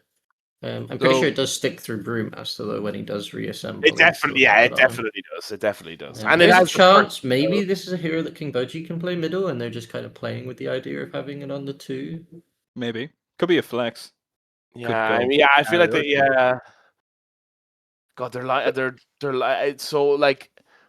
Oh my god, I feel like this is so strange. So like, it's either Snapfire 2 or 3, and then either Wind Ranger 2 or 1, and then Lion. It's a total switch up on what they have been doing. The last 2 drafts were like super heavy team fight. Dire team Now ban. it's like we've got shitloads of single target kill. Yeah. Looks like they took out the banned the Slardare and the Razor. They don't want to be dealing with that Razor again. Yeah, I don't know though. I feel like I don't think they're gonna like. I don't think they're taking Razor mid, right? I mean, it's good into the Wind Ranger, right? But like, I feel like The Brewmaster- Razor's been banned. Yeah, Yeah. that's what I mean. Like, I don't get the ban because like it's not like Dark Side of the Map are gonna take the Razor mid probably. I don't think they're picking a carry here in the last phase. I doubt it's going to be Venge mid unless it's a Viper mid. That's what we're assuming. It's Viper mid. Possibly. And then Red Rabbit's going to take the Venge. Red Rabbit played Venge 4 First in game. the first game, yeah. Yeah, he played. That's Yeah. what like I was thinking. Dire He can play team Viper or Venge. Shades Shout out of to Punjabi, who says that there's too many casters and he wants only a Brian cast, but I don't know who Brian is, so I have a bit of a tough time with that one. classic Punjabi joke there.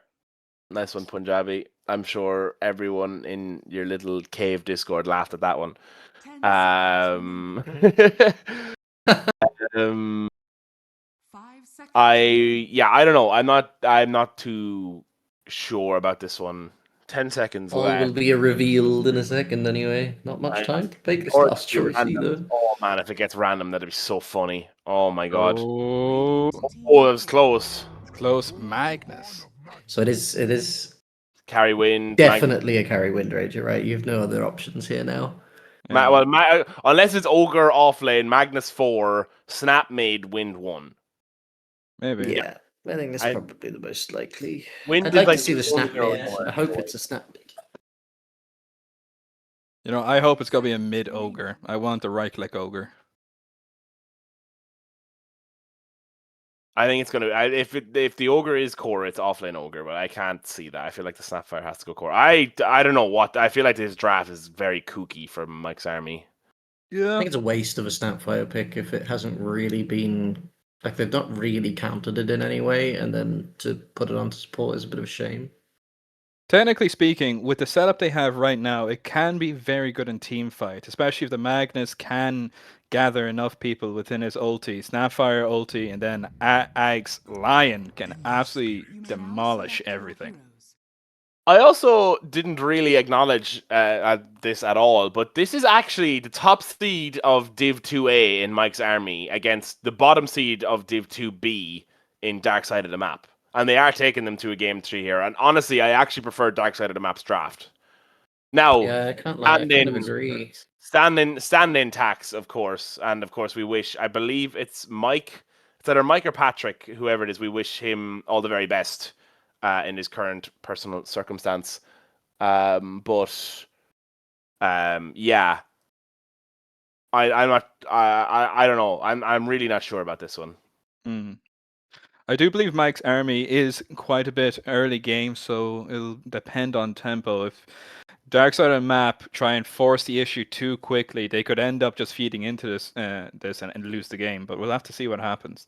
So it is Venge Carry, 3 Brew, mid Ember, 5 ET, 4 Viper, and then 3 Snapfire 3, Lion 5, Ogre 4, Wind 1, mid Magnus.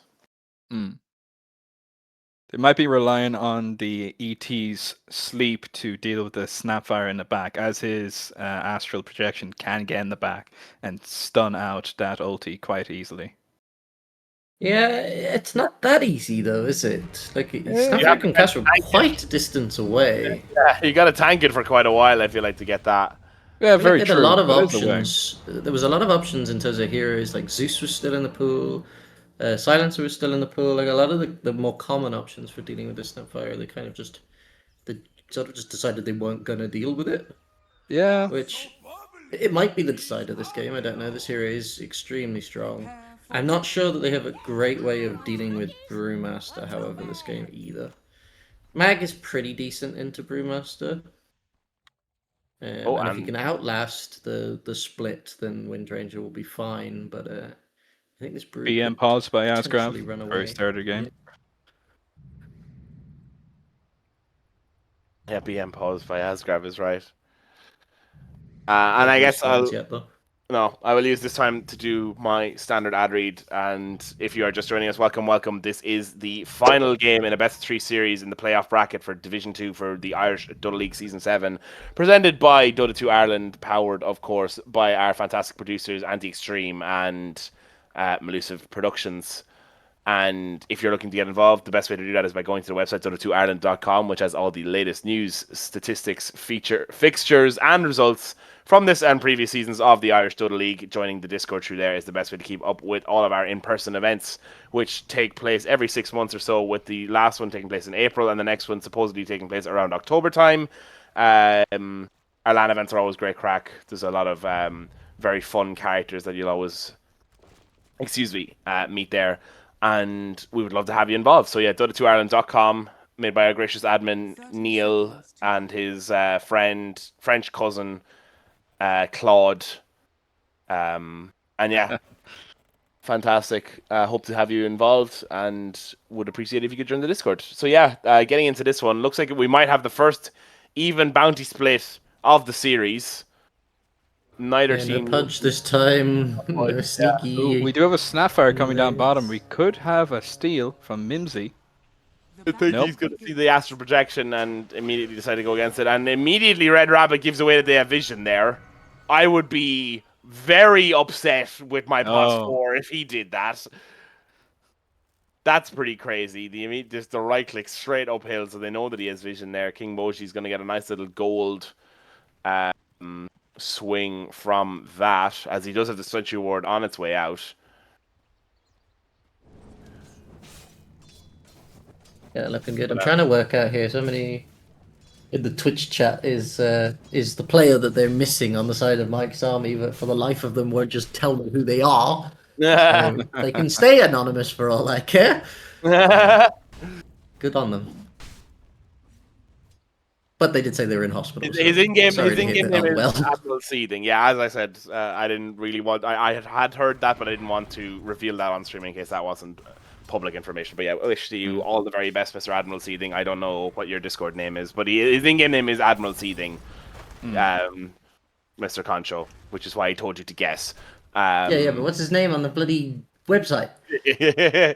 Oh yeah, sorry, he is the same on his website. Okay, so it's the same. So it's You got it mixed. all this stream, Your boys. You got apology. it all. You got Issue your docs. apology. Yeah, now. You got I'd like to formally abuse. apologize. My bad. I didn't know that there was somebody called Admiral You C got on it, my Hope. You side. got it all. I'll give you that one.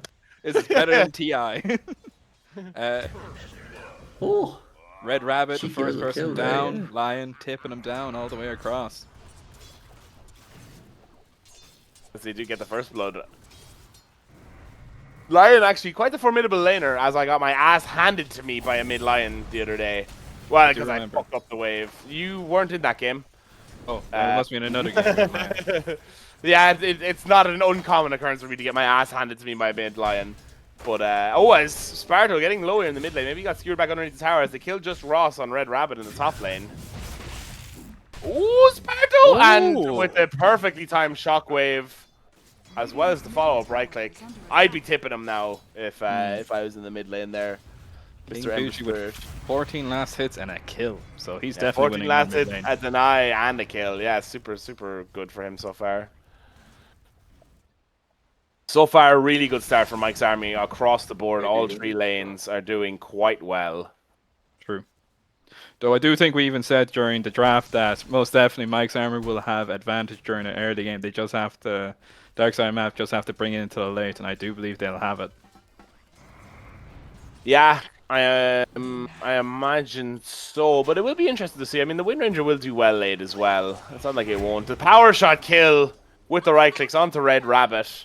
Asgrav will be happy to put that one into the back pocket. yeah, a little overzealous there with the poison attacks to try and pick up the kill, but does pay the price for it. As I'm quite impressed. King Budgie is way leading net worth above December Spirit. Yeah. 22 what? last hits, 1 kill, so it's oh, understandable. is leading against the Ember Spirit. Okay, right.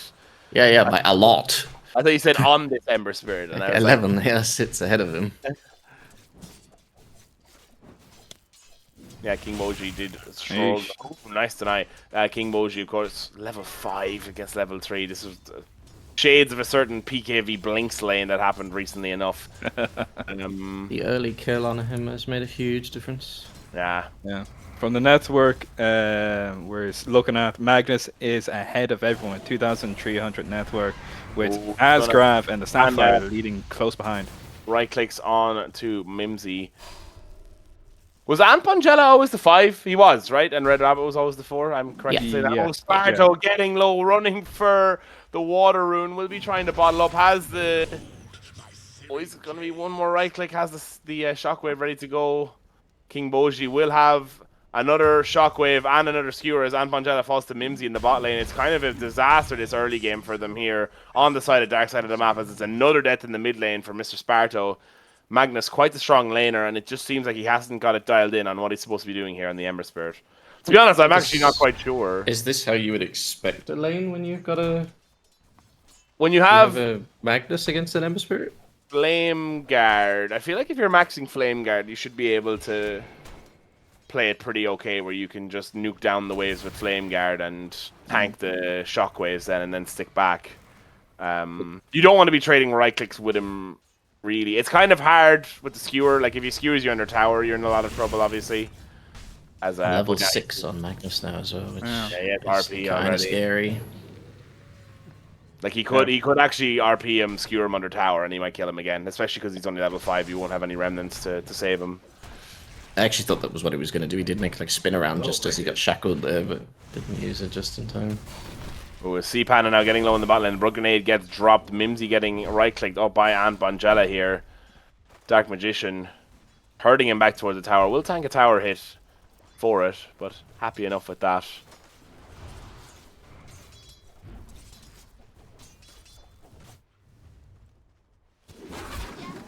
Oh, as a shackle shot now down the top lane. Windrun coming in. Right-clicks happy to trade with Red Rabbit. Asgrav doing really well this game as well as Magnus. Yeah. Going pretty even against Dragron, who is immortal, I believe. Actually, he is immortal because I saw someone in the chat called him a boost. He said he had boosted immortal allegations. Sparto not winning the 50-50 as the Arcane Rune spawns top as well. Maybe the worst rune that Magnus could get here. As Dark Magician now underneath the tower, getting hit up by that Vengeful Strike, but with the Sapphire Cookie, as well as the follow-up Scatter Blast, does get the kill onto Dark Magician, but Sea Panda to carry falling there. That's a trade you're very, very happy to take. Magnus making a play up top here. Yeah, the only lane that's Has going the well LT, has for the Radiant. Arcane Rune. Looks like Seems they had like vision. they smell something is up. It is. Do you spot him out on the rune, yeah, or on the ward, sorry, yeah. Now, coming from a network position, it looks like Magnus has 1,000 gold over the closest Radiant hero. My God. Yeah, this is a big boy. Yeah. It's interesting to see how quickly he goes for Blink. He is going, just after he's finished his treads. It'll be a little bit, but not long. Yeah, that Purge. He's a big boy. He's a big boy. Yeah. And now, I mean, hopefully all going well for Mr. Sparto. He won't be getting... Oh, as he baits out the... Oh! He's baiting him out a lot, but he is playing behind the tower here. The Remnant is there. He's not... Oh, I'm not sure about that one. That was a pretty ballsy Remnant. The Stomp is there. Anpanjala going to drop the Blood Grenade. They are TPing in. He is playing next to the tier 2 here. But the right clicks is all that is going to be there. As Anpanjala does need to be careful here, or he could get RP skewered back underneath the tower.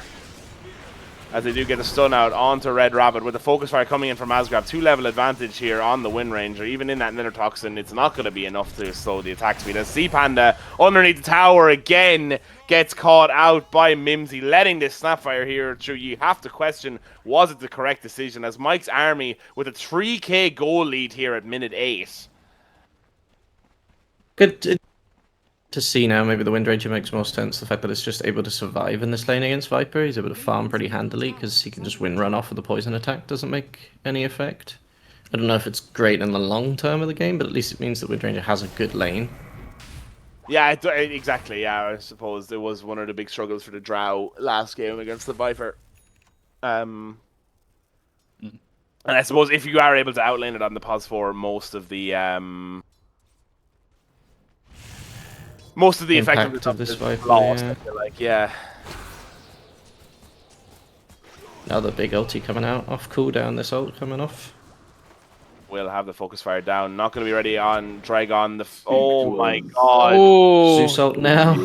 Power shot. Yeah, Jinky. Zeus ult now.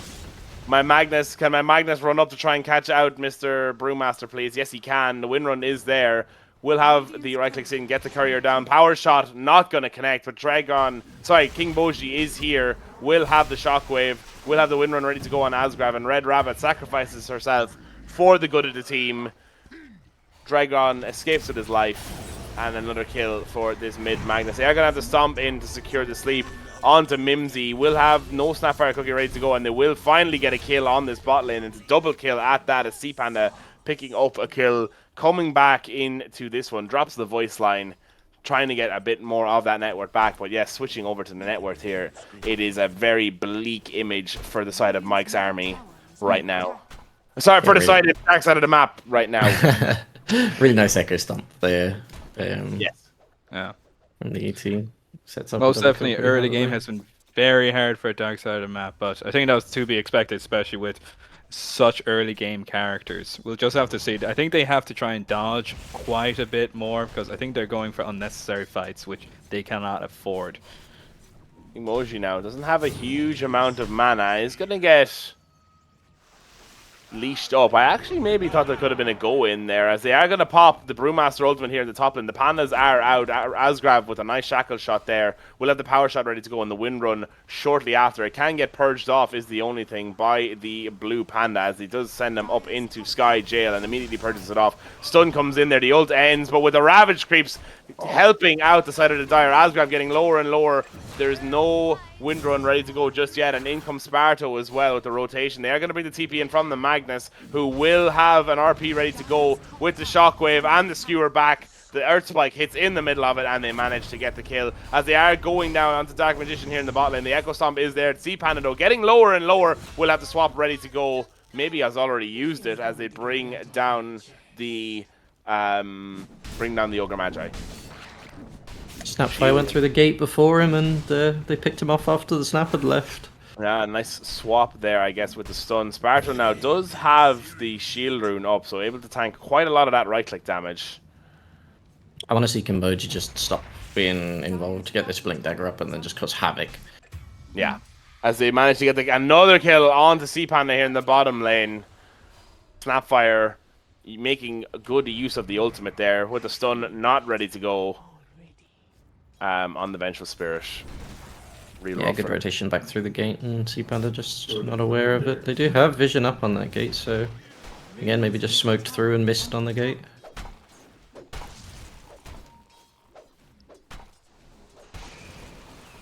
They're going to try and make the go out onto Red Rabbit here, maybe using the wind run a little bit aggressively here.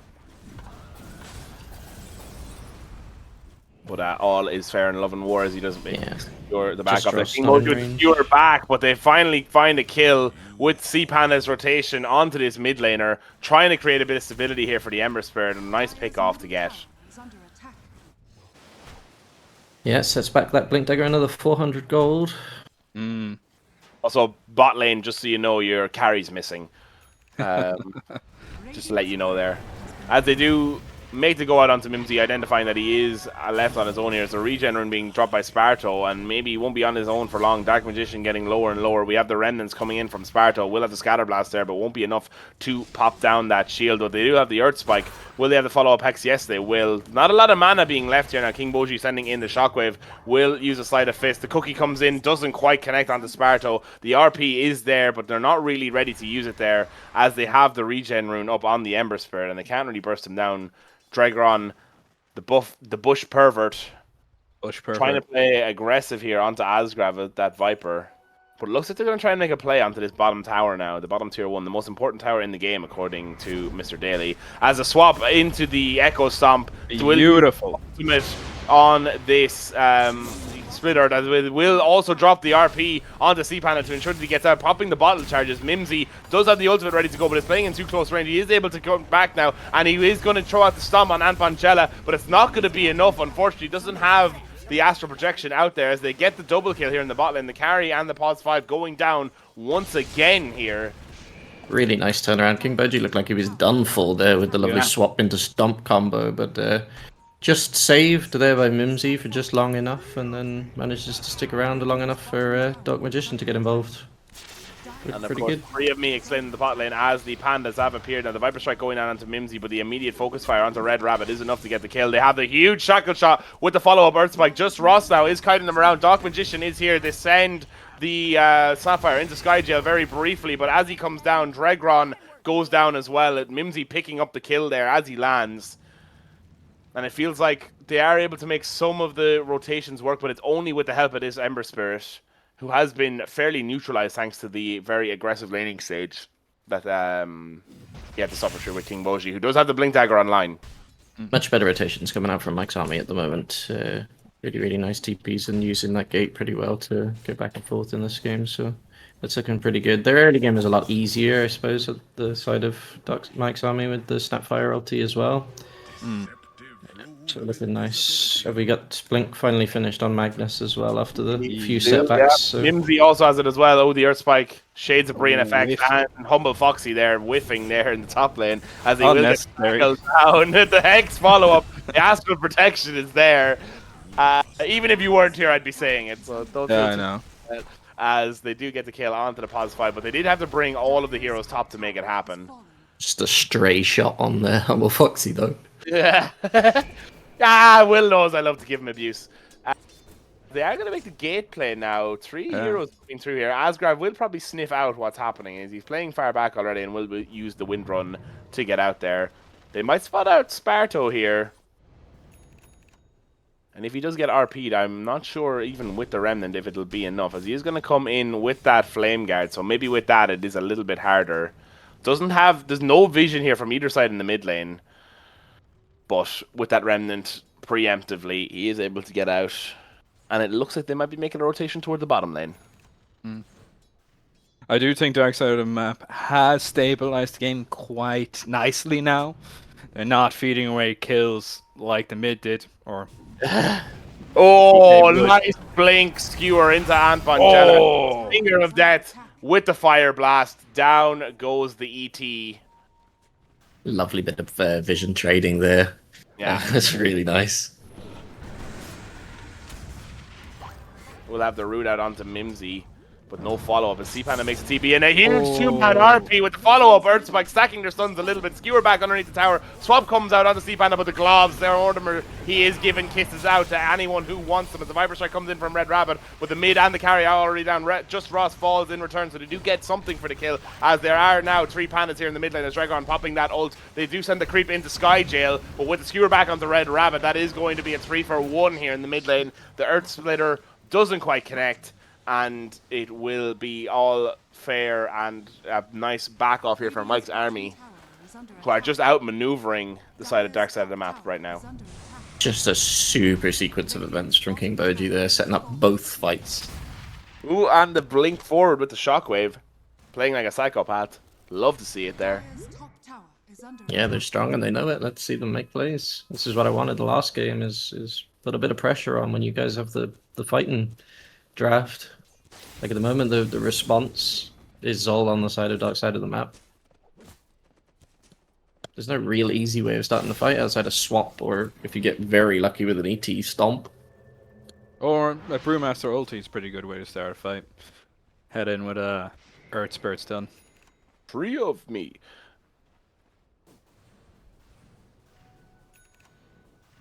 Brewmaster building Midas, by the way. Meta swap. Damage. Can't tell if that's meta or for mental health reasons. Not Unsure. wrong. Unsure. I do feel like Mike's army do need to be applying a little bit more pressure around the map here, but maybe they're just waiting for this Dragonlance timing on the Wind Ranger before being ready to go here. Looks like Morbid Mask is being built on the Viper. I don't know if this is a good item for him to And caught out underneath his own tower with the shard coming in from Mimsy. Follow-up Scatter Blast, and that is all she wrote for Vengeful Spirit. Back to the fountain she goes. They're going to spot out King Moji. Does have the haste rune. Way too hard to kill. There's no way of keeping them locked down for long enough. It's opting Looks for like the Kai mine Yasha first will time have a too. blink. Who's gone? Sorry? Magnus. Magnus. Instant RP cast. Yeah, I guess so. I only ever end up playing against this Magnus, and I'm not really sure what it builds. I feel like it's pretty versatile that way. It can kind of build a lot of stuff. Yeah, he's going Kai Yasha into Ags, so he's going to be a menace once he gets to 2. Blink online, but 2 smokes happening right now. It See what will happens with it. spot out the smoke is the one thing on dark side of the map, so they're going to run into them here.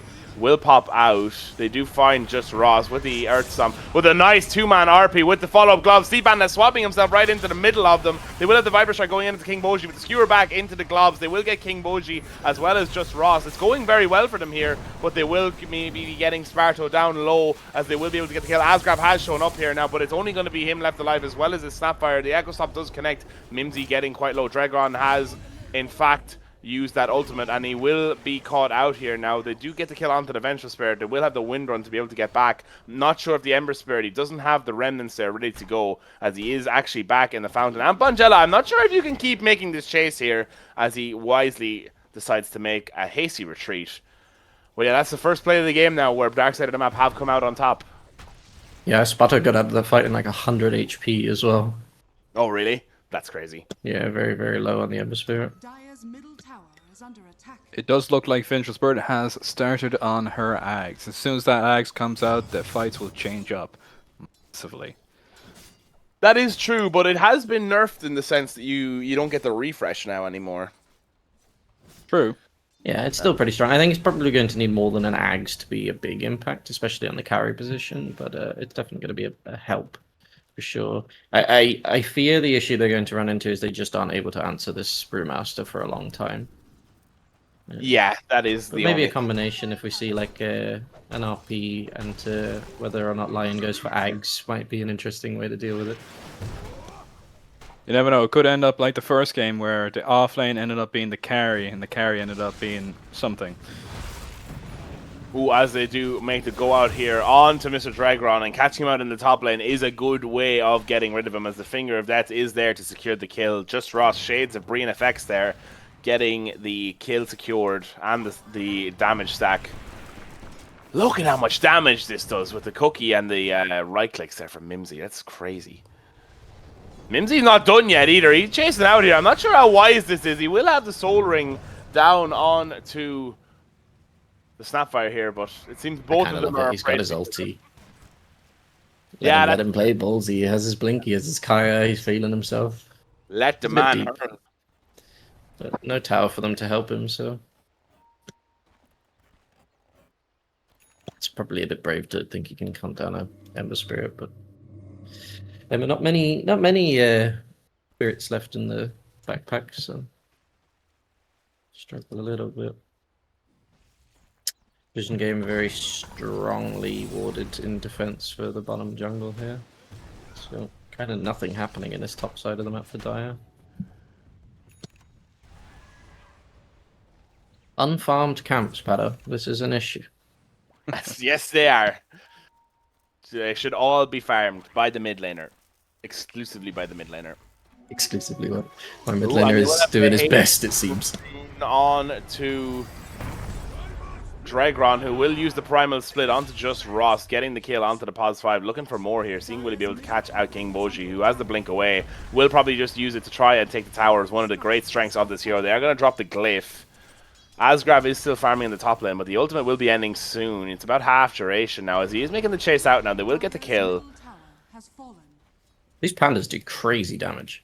Yeah, Fire Panda does 183 plus 30 damage, and the Earth one does 118. Oh, I 300 didn't realize plus he actually got damage Ags. between them. So he's got the last primal, the void one. Oh, did he get rid of that? No, the no, Void one's they got gone that. now. You can just cancel it early, and they get It buffs the Brewlings, they get their abilities from Brewmaster's abilities. Ooh, as they will have the Blink Shockwave skewer onto Sea Panda with the follow-up cookie and the Fire Blast as well. And this game going from bad to worse for the carry hero here on the dark side of the map, as he is really, really struggling to get any sort of farm here. Bottom of the cores on the network chart. One item away from Ags now, though. True. But yeah, we need to see an improvement in his farming at the moment. He's getting shut down quite early. And Darkseid, or Mike's army, really good control over the map at the moment. Yeah, because I mean, once he gets the Ags up, he still needs to go like Hydra's Breath. And like Daedalus, Satanic, something like that. I think he goes That's Manta right. as well, and then like Daedalus Satanic or something. It's all about the stats, I feel like, because I think the illusion gets on the stats, right? Yeah, you'd think so. I mean, the illusion is a big jump for them because the illusion is actually stronger than the hero itself, because you get the vengeance like return aura thing where Venge like hunts you down and does more damage to you. And as well, I think the illusion just does more damage. Like there's a multiplier on vengeance aura. Vengeful does have the specialist array already, so the getting Hydra's Breath, it won't be as expensive as we think. So once he gets Ags, he could probably get knock that out pretty quickly. The problem is, though, that they have such good jump and stun for the Venture Spirit, as the Viper Strike being dropped on the illusion here. It's actually taking quite a lot of damage still. It's tanking it very well. But yeah, they have quite a lot of jump and stuns for Sea Panda. Even after that, he probably will need some form of a BKB with the amount of crowd control they have on the side of Mike's army. My Ogre Magi didn't go Midas. My Brewmaster went Midas, but my Ogre Magi didn't go Midas. Take note, Big Balls Boy, if you're listening. I don't think he will. I don't know, man. I don't like Ogre's probably one of the few heroes that does benefit from Midas, just Yeah. because Yeah. of the multicast. Midas potential. is kind of a waste on any other character. I just like flaming my teammates. Yeah, it honestly, I mean, I've seen some Brewmasters buy it still, but yeah, I think generally the item is in like a really awful place that just people tend to not pick it up. Because you have this. on the Tormentor here. Yeah. To buy it, you essentially have to give up, what was it, 1900 gold, or how much is it? Just to then pay it back over the next like 10, 20 minutes. Yeah, 21. So the big nerf to it was that they removed the XP multiplier from Midas. which made it really, really tough to kind of accelerate your farm that way. Like, the extra gold is nice, but like... And they also removed the extra Madstone from it as well, right? Or is that still a thing? It grants a Madstone bundle. Ah, okay. Which is 2, I think. Not too bad. Yeah, I think you get 1 from using it and then 1 from the camp itself. So. Okay, interesting. I think a Madstone bundle is 2, unless it's an ancient Madstone bundle, in which case it's 3. And then you also get 1 for your teammate as well when you pick one up. So I mean that's nice, but like yeah. Although Probably I do not worth the gold it costs to do definitely it, no, definitely not. I do like the I do hope that someday we get even if it's just for a patch, like a jungle neutral farming meta like early in the game. I think that could be cool. Make off lane a solo lane again, and because they're already strong anyways, and then like have someone or even farm. just a hero that you can pick that like specializes in it or like buffs the jungle for that purpose would be kind of interesting. Maybe. They will have the smoke play here. Will they be able to catch out King Boji? They are going to be able to root him down, dropping the RP. They are going to skewer him back. The pandas are here. There is 3 of them. He's going to drop the BKB onto the Ember Spirit, and they will kill King Boji. There's no RP ready to go. Mimsy now TPing right into the middle of this. The Earth Shock. Echo Stomp, be God, at the Earth Splitter, doing quite a lot of damage, although he did get saved very briefly there by the panda, sending him up to Sky Jail as they do manage to get the kill onto the tier 2 now. And even with that 5k goal lead, it feels very hard for them on Mike's Army to fight into Dark Side of the map. Yeah. If they're not Dark Side of the map, Mike's Army let Dark Side of the map farm, and that was the biggest mistake because their momentum that they gained from the early game is kind of they're losing it. So it's gonna be hard to keep it up. Are you saying that they didn't push early enough and that they should have pushed early enough and now the game is hard? Yeah, you know, it's like pretty. I think that small they brain. failed to utilize King Boji being so far ahead so fast, True. right? They got a really nice sequence in that like bottom to mid phase, and then it kind of stopped there. Had a nice kill on the Venge in the triangle as well, but like that was their go time. They needed to be able to use that quite heavily, and now they're suffering a bit. The Ember is caught up a lot. Yeah. And the Brewmaster is you can even say it's a direct counter towards Wind Ranger, definitely with that Storm spirit, as he can, as you said before, dispel the Wind Run, which is like half the character with Wind Ranger. The BKB is up on the Wind Ranger now, though. So this feels this is now go time. I feel like she has hit her spike where she has to be playing with the team now. She's being a little bit more passive and has had a really good game as a result. But now the team is struggling, and it feels like they need to be ready to go here. He did have the Arcane Rune the last time he used RP now on King Boji, so it will. Did he just sense that out? And he didn't see him. I think he sensed him out. Yeah. Check him, PC. That was kind of crazy. I don't know how he knew he was there. Although maybe you could see him from the high ground ward. I don't think so though. No. Maybe. No, I don't think so. That's wow. Okay, fair enough. A superior gaming chair, I guess. But yeah, now is go time for them. I mean, he had the Arcane Rune, so the RP is off cooldown. Like they need to run at them now. That failed gank will hurt them. Yes, for sure. No, they've just finished Ags though on Magnus, so maybe they should have waited for that in the first place. He was pretty damn close to it in the beginning. Maybe. They are going to pop out the secondary smoke now, throwing out the power shot with the cookie in the mid lane. Circle being drawn, multiple circles being drawn, lots of lines on the map, all coming from dark side of the map, who have popped the counter smoke here. Yeah, but very well aware of where they are. Yeah. With them casting all their abilities on the middle wave, they just shown their gank, so they're trying to catch out Wind Ranger, probably farming, but there's just going to be no action from this.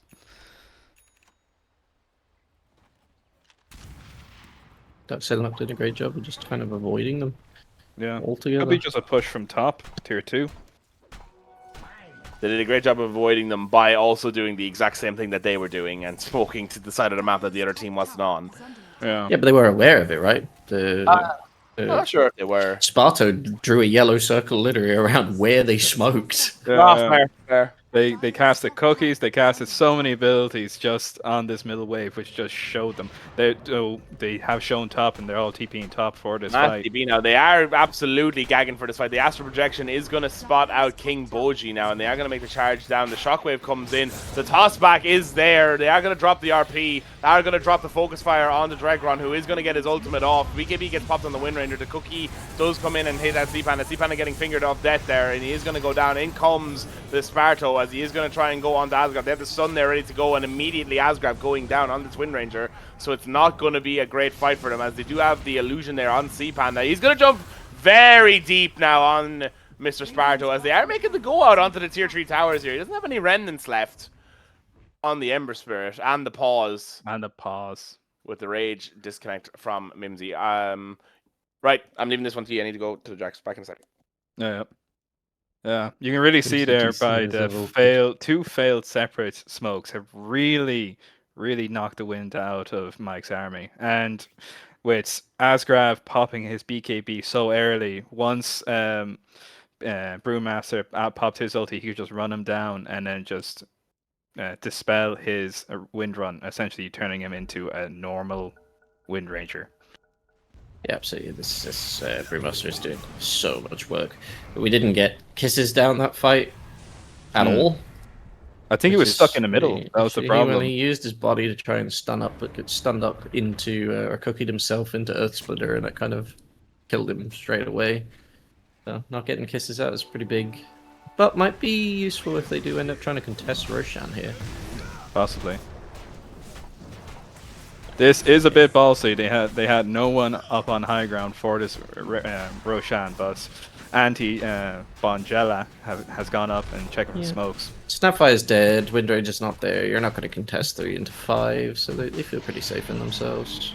Magnus has no RP, they know that. Oh, given the Aegis to Ember Spirit, interesting pick. I would have given it to the Brewmaster, if I'm being honest. Yeah, the Brew with Ags, though, is pretty damn hard to kill.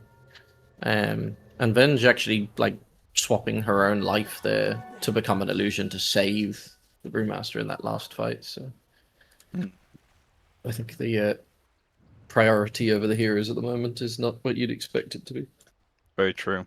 It looks like Vengeful Spirit is coming up on her Manta style, which will definitely both improve her farming and survivability in these fights. And a little bit of damage on top of that as well. True. I was literally gone for 30 seconds and they got Roche in that time. That's kind of crazy, actually. Yeah. It was good. 2 heroes down. There was no way to contest it. They knew RP was down, so there was no fight to come. We could be on the verge of seeing a massive upset here, as once again, Mike's army were the top seeds in Division 2A, and the bottom seed of Division 2C might be taking them out now. Dire's bottom tower is under This attack. Brewmaster... This Dragon Brewmaster is terrifying. Yeah, it is terrifying. It's just running at them and they have no way to answer it. And then you got this ET T-posing the entire enemy team. Oh my god, the racks are gone. They can't do a singular thing about this. Looks like they can, and it's only a less than 1k gold lead here, as they do have the Viper Strike drop down. They are going to get a huge Shackle Shot onto the Ember Spirit. Huge 2-man RP in the back line. Good to shockwave them back, skewer them back underneath the tower. They are going to get the right clicks in from the towers with the toss back as well. The Aegis gets popped. The BKBs are getting popped all over the place as well. Earth Splitter does manage to take out Dark Magician, but Sea Panda and Red Rabbit are down. Mimsy and Asgrab, though, down in a second. As the buyback coming in from Dark Magician, Sea Panda, the illusion is going to be very low, but is not going to fall. But and Bongella is going to fall as well. So with the Aegis, that is a what? It's a 3 for 2 plus the Aegis, so like a 4 for 3 with the buyback. Buyback, yeah. And a set of racks. I mean, it's The definitely Venge a good illusion lived on stabilizing fight. 15 HP. No way. Yeah, I saw it, just ran away. Yeah, really good. I mean, Wind Ranger actually just dying to the Venge illusion in the end. I suppose when that wind run is down, she is going to make absolute mincemeat Yeah, of her. very squishy when it does end. And she seemed very slow. I don't know what was on her, whether she'd been Viper Striked or... I think she was Viper Striked. Yeah, she couldn't really compete with 2 lives on the bench.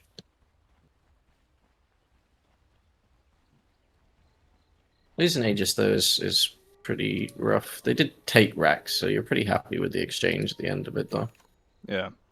Though, dark side of the map does come up 3k over Mike's army in terms of network.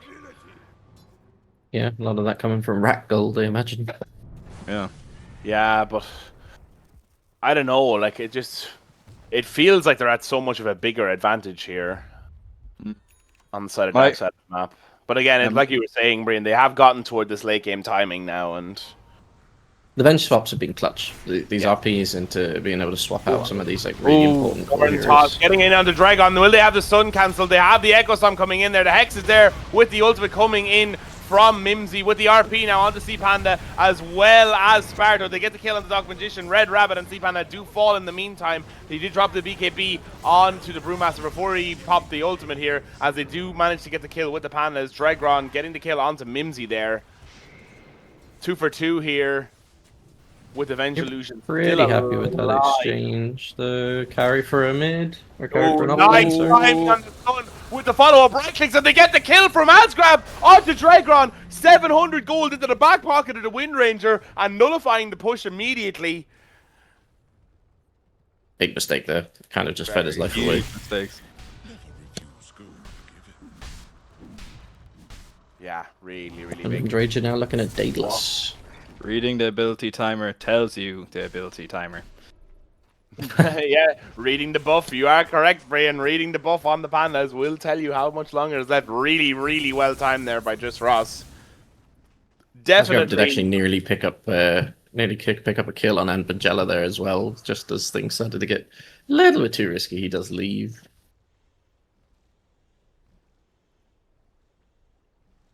As the Hydra's Breath now coming up soon for the Vengeful Spirit in about 1,000 gold. That'll be a really, really nice power spike, and that'll definitely hurt the Wind Ranger a lot. I feel like he needs a Nullifier or an MKB next, though, just to be able to make absolute mincemeat of this other carry. Yeah, I mean the Daedalus will do a lot with the highest damage out in the game, right, outside of Rapier. That's true.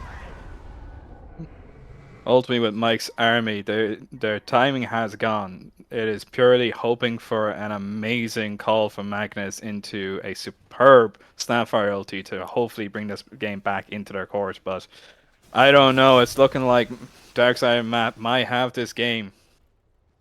Yeah, high ground in the Magnus though is never an easy fight. As our gracious producer just showed us, an 89, now 88% win probability according to Dota Plus here for the side of Dark Side of the map. Even with that 2k goal lead, they are going to smoke into them now again, run straight at them. They are going to be maybe playing under the nice vision. Sparto getting that double damage rune as the Aghanim Scepter online as well. Happy to sit on the high ground here, but how long will they be able to do that for? As they could just farm a little bit on the side of the dark side of the map, but they're not looking to do that. Asgrab now on the bot lane. They might be happy just to sit behind this Brewmaster ulti and just let it hit towers. Oh, and speaking of the Brewmaster ulti, here it is. Sun coming out with the shackle shot. Right clicks in onto Dragron. The horn toss with the skewer back on the Sea Panda. He can't swap himself out of that one as they get the kill onto the carry. And they get the illusion down onto half HP, 25% HP, 10% HP, and down he goes. The BKB getting popped as the Ember Spirit jumping around now with that DD rune. Dragron is going to get caught out in that RP, and he is going to immediately have to pop the BKB. They're going to get cookied in. Viper Strike is there. Mimsy getting ready to drop that ultimate. The Earth Splitter is out. Going to get caught out onto Magnus. King Boji gets the skewer back. Red Rabbit getting lower and lower. The Echo Stomp is there, but the right clicks from Asgrab are enough to get the kill. It's a 2 for 0 now, as Mike's army managed to hold the high ground. There's that Magnus high ground, right? You're Yeah. trying to set up for anything, and then one step out of position, you end up on the high ground. Not Very true. expected. Guys, I'm getting PTSD. Yeah, this is a little Magnus. familiar. Yeah, Don't worry, this it wasn't the mid. It was the carry who got caught this time. Don't worry. unfortunate pros that we made to fucking high ground Magnus. True. Though ultimately they don't. Dark side of the map doesn't really have to put themselves into too much danger, as they're just looking for one singular team fight pick, and they can push it high ground very easily. Ultimately, they can just keep farming and just have such a gold advantage that whatever Mike's army can do, there won't be enough. Yeah, getting the next rush is really important for them here, and speaking of which, it does respawn in 8 seconds, but I don't know if we'll have a fight around it or not. either team is sort of set up for it. This map is kind of dark for both teams, to be honest.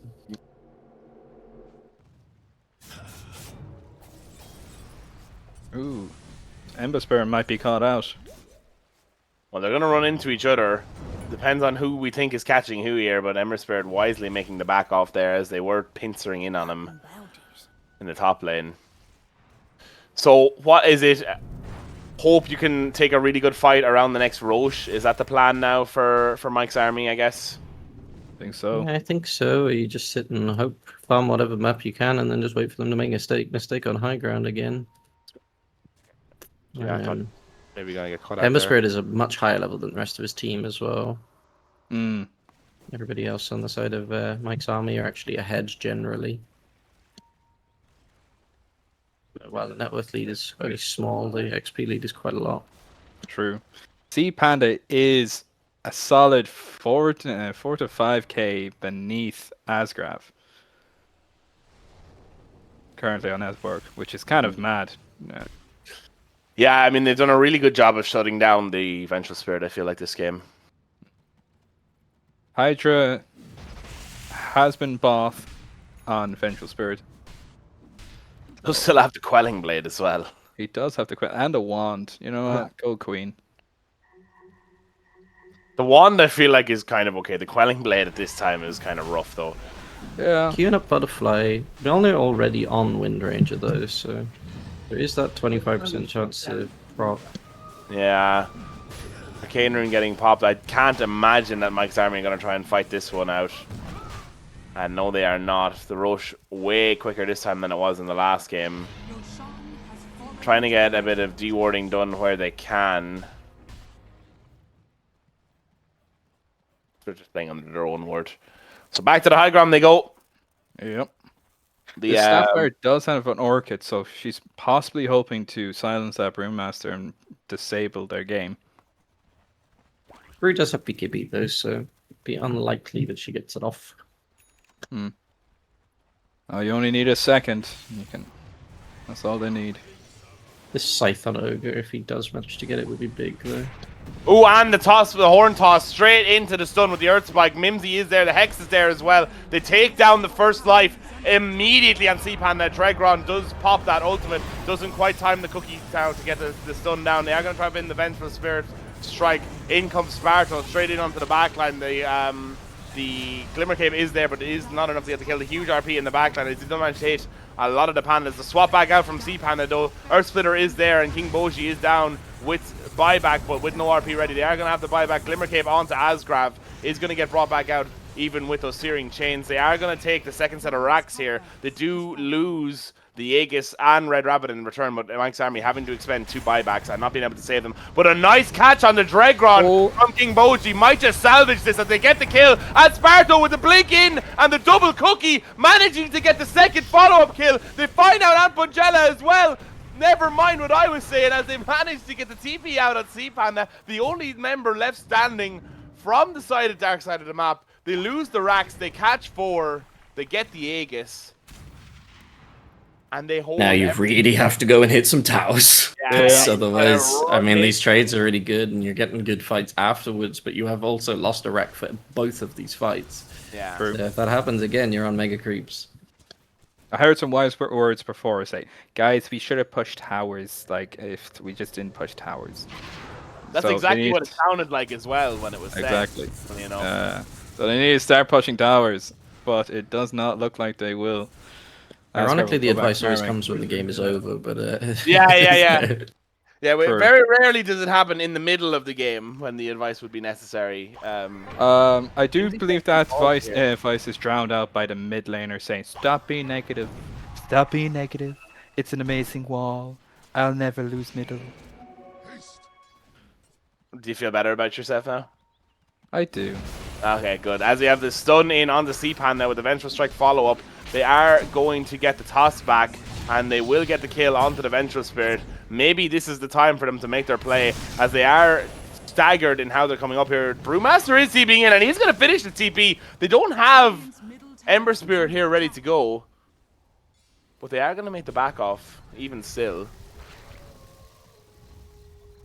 The size of this Earth Spike with just Aetherlands. I thought he had his 25 talent.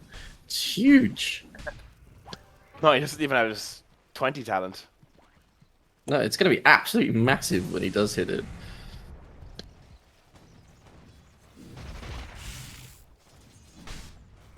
They're able to play a little bit aggressive now. The lanes are really pushed, actually, for the side of Mike's army. As they make the run down the mid lane, they don't have Vengeful Spirit. They need to be a bit careful here. They don't have their buybacks the way you'd want them to. If they do get caught out, they could just lose the game here and now. I suppose you kind of have to make the Hail Mary play when the Venge is down, though, right?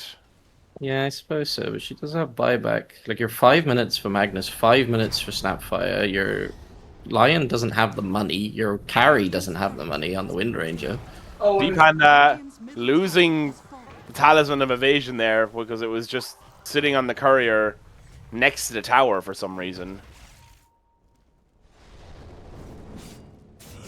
Very unfortunate now, and they are maybe looking to see can they find out the Ember Spirit, who does rocket back to the far side of the map.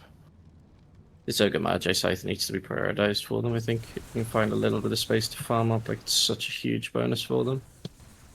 Still quite a ways away, but maybe going up to... Well, I was about to say going up to that top wave, but no, Mr. Magnus, the Glutton, has already taken care of it. Yeah, it My will be Midas really... my Midas would have bought me a Scythe by now.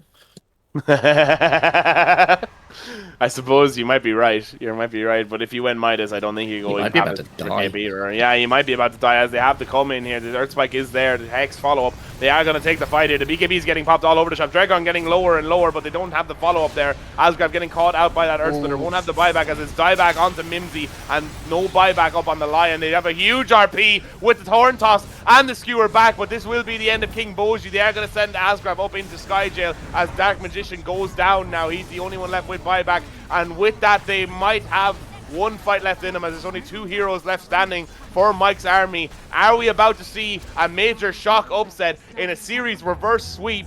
Dark side of the map, the bottom seeds of Division 2B might just have stolen this one out of the clutches of defeat from Mike's army, who looked really strong in the first game, but they're going to work on the tier 4s now. There's only 2 of them left alive. The Ancient is exposed. The Ancient is falling. It's getting lower and lower. They have the Echo Stomp, the swap bank on Sea Panda. Asgrave getting caught out. He is going to fall. No, the Glimmer Cape is there. The tower, the Ancient is on half HP. Sea Panda turns his attention to it now. GT is called. Dark side of the map are progressing through this first round of the bracket.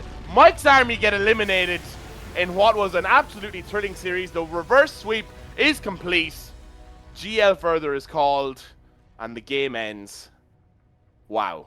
What an incredible series. What can you do? You've no buyback, you get caught out before your high ground set up. Yeah. That's all she wrote. Unfortunately, a humongous Elder Titan ulti at the end there as well. Yeah. Took like 3 of them into it. It's just a drafting issue, really. Just draft. So, yeah, Mike's army, Dark side of the map will now progress to face the winners of June Squad Next Generation versus Owen Morris and the Comers, which myself and Asgrave will be casting tomorrow in the quarter-final. Elsewhere, I'm not sure did the result of that second game come true. Maybe it did. And Secret Shop take the 2-0 victory. So Secret Shop will face Imprint Esports in the quarter-final at some point this week. As Do you want to know a really interesting piece of information? This might be broken because I can't quite believe this. According to Valve, the Brewmaster, the hero itself, only did 739 right-click damage that game, but the Brewlings did over 5k. There's no way Brewmaster only hit. It's like he did the most damage with his hero with 300 damage in right clicks. That's it. That's crazy. But I suppose he wasn't really fighting too much in the normal form, but even still, that is pretty crazy. Yeah, Dragon played out of his mind this game, I feel like. Yeah. Really, really good micro hero specialist, it seems.